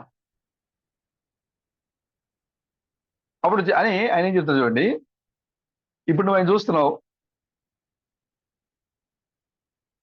నీవు ఇప్పుడు ఆయన చూస్తున్నావు, నీతో మాట్లాడుచున్నవాడు ఆయనే ఆయన. అంతటా వాడు, ప్రభువా నేను విశ్వసించుచున్నాను. నేను చూశాను, ఇప్పుడు నేను నమ్ముతున్నా. ఆ ధర్మశాస్త్రం ఇచ్చింది నువ్వే, కలుగును గాక అని చెప్పింది నువ్వే, ఎర్ర సముద్రాన్ని పాయలు చేసింది నువ్వే. నేను విన్నాను, మా బోధకులు మాకు బోధించారు దాన్ని. ఇప్పుడు ఆయన నీవేనని నేను నమ్ముతున్నాను, నేను చూస్తున్నాను, నేను విశ్వాసం ఉంచుతున్నాను. ఇప్పుడు ఆయన అంటే అప్పుడు ఏం చెప్తున్నా చూడండి. అప్పుడు యేసు 39వ వచనం, అప్పుడు యేసు చూడని వారు ఇది చూడని వారు చూడవలను, చూచువారు అది విషయం. అది మన విషయం. క్రైస్తవులు అందరూ చెప్తారు కదా, మాకు తెలుసు వాక్యం మాకు తెలుసు అని చెప్తారు కదా. మాకు తెలుసు, మేము చూస్తున్నాము అనేవాళ్ళు ఏమైపోవాలి? గుడ్డివారు అయిపోవాలి. అయ్యో మాకేమి తెలియదే, మేము చూడలేకపోతున్నామే, మాకు అర్థం కావట్లేదే అనుకున్న వాళ్ళు ఏమవ్వాలంట? వారి కళ్ళు తెరవబడాలంట. మాకు అంతా తెలుసు అనుకున్న వాళ్ళ కళ్ళు ముయ్యబడాలి. అయ్యో దేవుని మీద మేము ఆధారపడుతున్నాము, మాకేమీ తెలియదే అనుకున్న వారి కన్నులు తెరవబడాలి. వాళ్ళు అనేక సంవత్సరాలుగా ధర్మశాస్త్రం ఇచ్చిన దేవుడిని ఆరాధించారు. ఆ దేవుడు వచ్చి వారి కళ్ళ ముందు నిలబడితే దూషించారు. చూసేవాళ్ళు గుడ్డోళ్ళు అయిపోయారు, గుడ్డివాడు చూపు పొందాడు. ఈ క్రైస్తవులు క్రీస్తుని చూడడంలో గుడ్డివాళ్ళు అయిపోయారు. క్రీస్తుని చూడలేని మనము ఇప్పుడు దాకా గుడ్డిగా అంధకారంగా లోకంలో పాపంలో చిక్కిపోయిన మనం కళ్ళు తెరవబడి క్రీస్తుని చూసాం మనం. ఆయన అంటున్నాడు, దేవుని కుమారుని యందు నేను విశ్వాసం ఉంచుతున్నాను అని మొక్కాడట. చూసేవాళ్ళందరూ గుడ్డివాళ్ళందరూ చూసేవాళ్ళు. ఇప్పుడు మీరు చూసేవాళ్ళుగా ఉన్నారా, మీరు గుడ్డివారిగా ఉన్నారు కదా? మీరు చూసేవారిగా ఉన్నారా, గుడ్డివారిగా ఉన్నారా? మీరు చూసేవారిగా ఉంటే మీ కళ్ళు మూయబడతాయి, మీరు గుడ్డివారిగా ఉంటే మీ కళ్ళు తెరవబడతాయి. యేసుక్రీస్తు చెప్తున్నారు అన్నమాట. చూచివారు గుడ్డివారు కావాలను, గుడ్డివారు చూడవాలి. ఇప్పటి వరకు మాకు అంతా తెలుసు అనుకున్న వాళ్ళందరూ గుడ్డోళ్ళు. మాకేమీ తెలియదే, మేమేం చూడలేకపోతున్నామే, నాకు బైబిల్ అర్థం కావట్లేదే, దేవుడు నాకు అర్థం కావట్లేదే అనుకున్న వారి యొక్క కనులు తెరవబడ్డాయి. నేరుగా వాడి కనులు తెరవబడడం ఎవరిని చూశాడు తెలుసా? ఎవరిని చూశాడు కదా?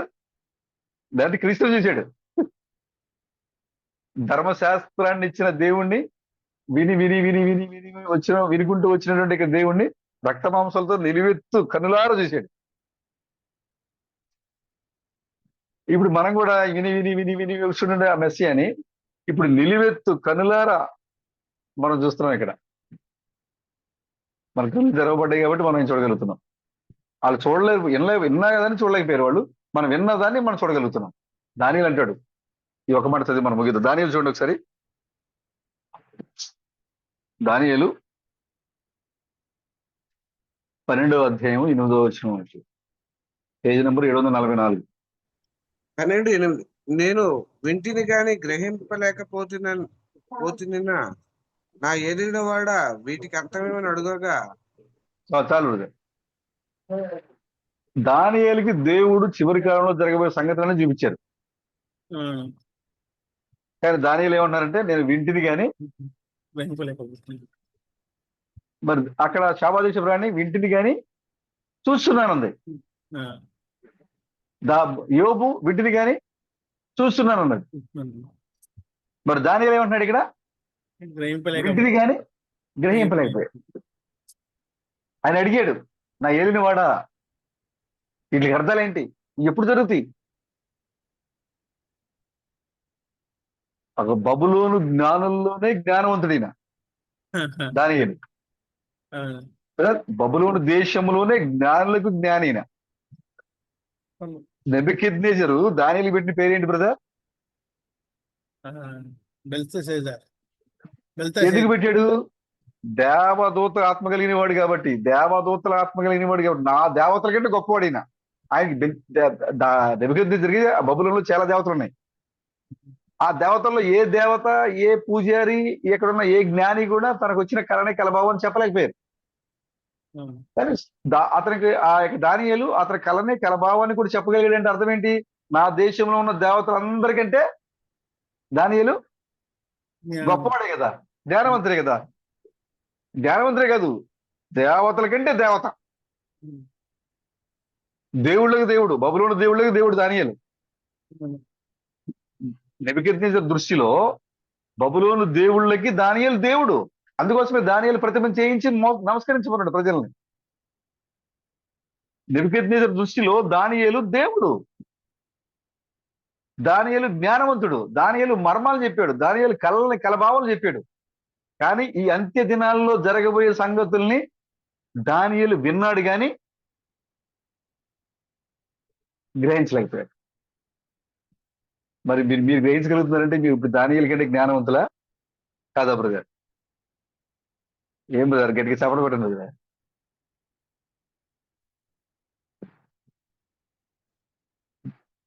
దేవుళ్ళకే దేవుడైన దానియేలు ఈ అంత్య దినాల్లో జరగబోయే సంగతులు గ్రహించలేకపోతే, దేవుళ్ళకే దేవుడుకున్న దానియేలు, జ్ఞానులకే జ్ఞానులుగా దానియేలు ఈ అంత్యకాలంలో జరగబోయే సంగతులను గ్రహించలేకపోతే అతి సులువుగా ఇంట్లో కూర్చొని నువ్వు తెలుసుకోగలుగుతున్నావు, వినగలుగుతున్నావు ఈ మర్మాలని.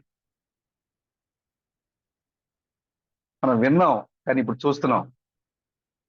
మనం వాటిని విన్నాం, మనం ఇప్పుడు చూస్తున్నాం. ఎలా చూస్తున్నాం అంటే కన్నులారా చూస్తున్నాం. మనం దానియేలుకి అర్థం కాని విషయాలు, ప్రకటన గ్రంథ యోహానికి అర్థం కాని విషయాలు, ప్రవక్తలకి, న్యాయాధిపతులకి అర్థం కాని విషయాలని మనం ఇప్పుడు కన్నులారా చూడగలుగుతున్నాం. మనం దేవుళ్ళకే దేవుళ్ళుగా ఉన్నవాళ్ళు కూడా గ్రహించలేని సంగతుల్ని సులభంగా ఇంట్లో కూర్చొని గ్రహించగలుగుతున్నావు నువ్వు. అంటే నీ పీఠము ఎంత గొప్పదో చూడండి సోదరుల. సొలొమోను యొక్క సంస్థానంలో నీ పీఠముకున్న స్థానం ఏంటో చూడండి. నువ్వు తినే ఆహారం ఏంటి, నువ్వు ధరించిన వస్త్రాలు ఏంటి, దేవుడు నీకు ఎలాంటి గొప్ప ఘనతను ఇచ్చాడు చూడండి సోదరులారా. కాబట్టి ఆ ఘనతను మీరు కోల్పోవద్దు, ఆ దేవుడిని మీరు విడిచిపెట్టొద్దు. మనం విన్న దేవుడు, ఒకానొక దినాన అగ్నిస్తంభంలో సంచరించిన దేవుడు, మేఘస్తంభంలో సంచరించిన దేవుడు, భూమి ఆకాశాలని గడగడలాడించిన దేవుడు, ఐగుప్తు రాజుని భయంతో దాక్కునే విధంగా చేసిన దేవుడు. మనం ఇప్పుడు ఆ దేవుడిని మన కళ్ళారా చూస్తూ ఉన్నాము. మన కళ్ళు ఎదుట, మన కళ్ళు నిండుగా బహిరంగముగా ఆయన ప్రదర్శించబడుతూ వచ్చాడు. ఆయన ఆ గుడ్డివాడు మాత్రమే చూడగలిగాడు. అక్కడ కన్నులున్న వారు అనేక మంది చూడలేకపోయారు ఆయన. ఆయన వాడి కన్నులు తెరవటమే మెసేజ్ చేశాడు. మనం వాక్యం అర్థం కావటమే, వాక్యం మనకి మన దృష్టికి ఎప్పుడైతే వచ్చిందో, మన యొక్క ఆ జ్ఞానం ఆ వాక్యాన్ని పట్టుకోగలిగిందో, మనం ఆ హృదయం మన యొక్క ప్రత్యక్షత ద్వారా ఎప్పుడైతే మనం హృదయం తెరవబడిందో, మనం తెరవబడటమే మెసేజ్ చూసాం మనం. ఓ ఇది మెస్సియా రూపం, ఇదే క్రిస్తామస్ యొక్క రూపమే మెస్సియా రూపం. మన కన్నులు తెరవబడమే మనం ఆ రూపం చూసాం. మన కన్నులు గుడ్డివారిగా, ఇప్పటివరకు మన గుడ్డివాళ్ళుగా ఉన్నాం. మన కన్నులు తెరవబడమే, మన కన్నులు నిండుగా మెసేజ్ చూసాం మనం.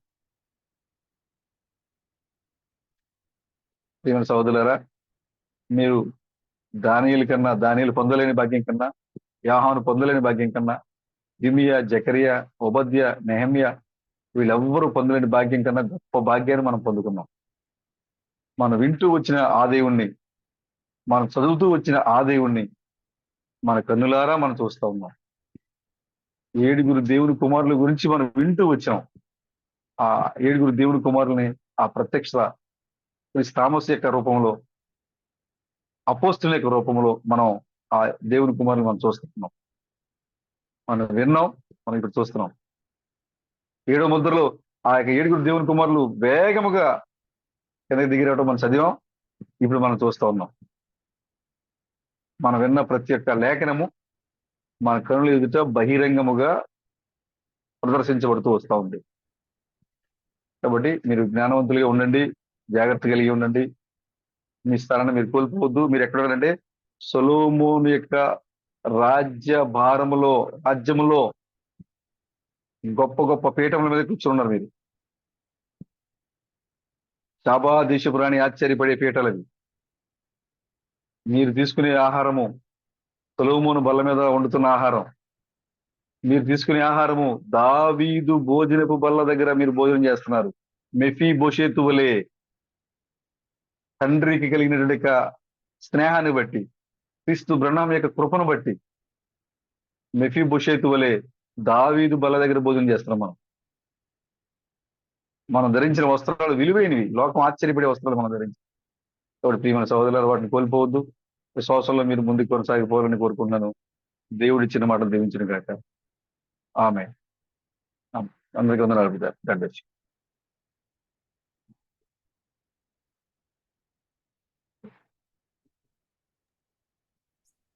చాలా టైం అయింది, 11:30 అయిపోయింది కదా.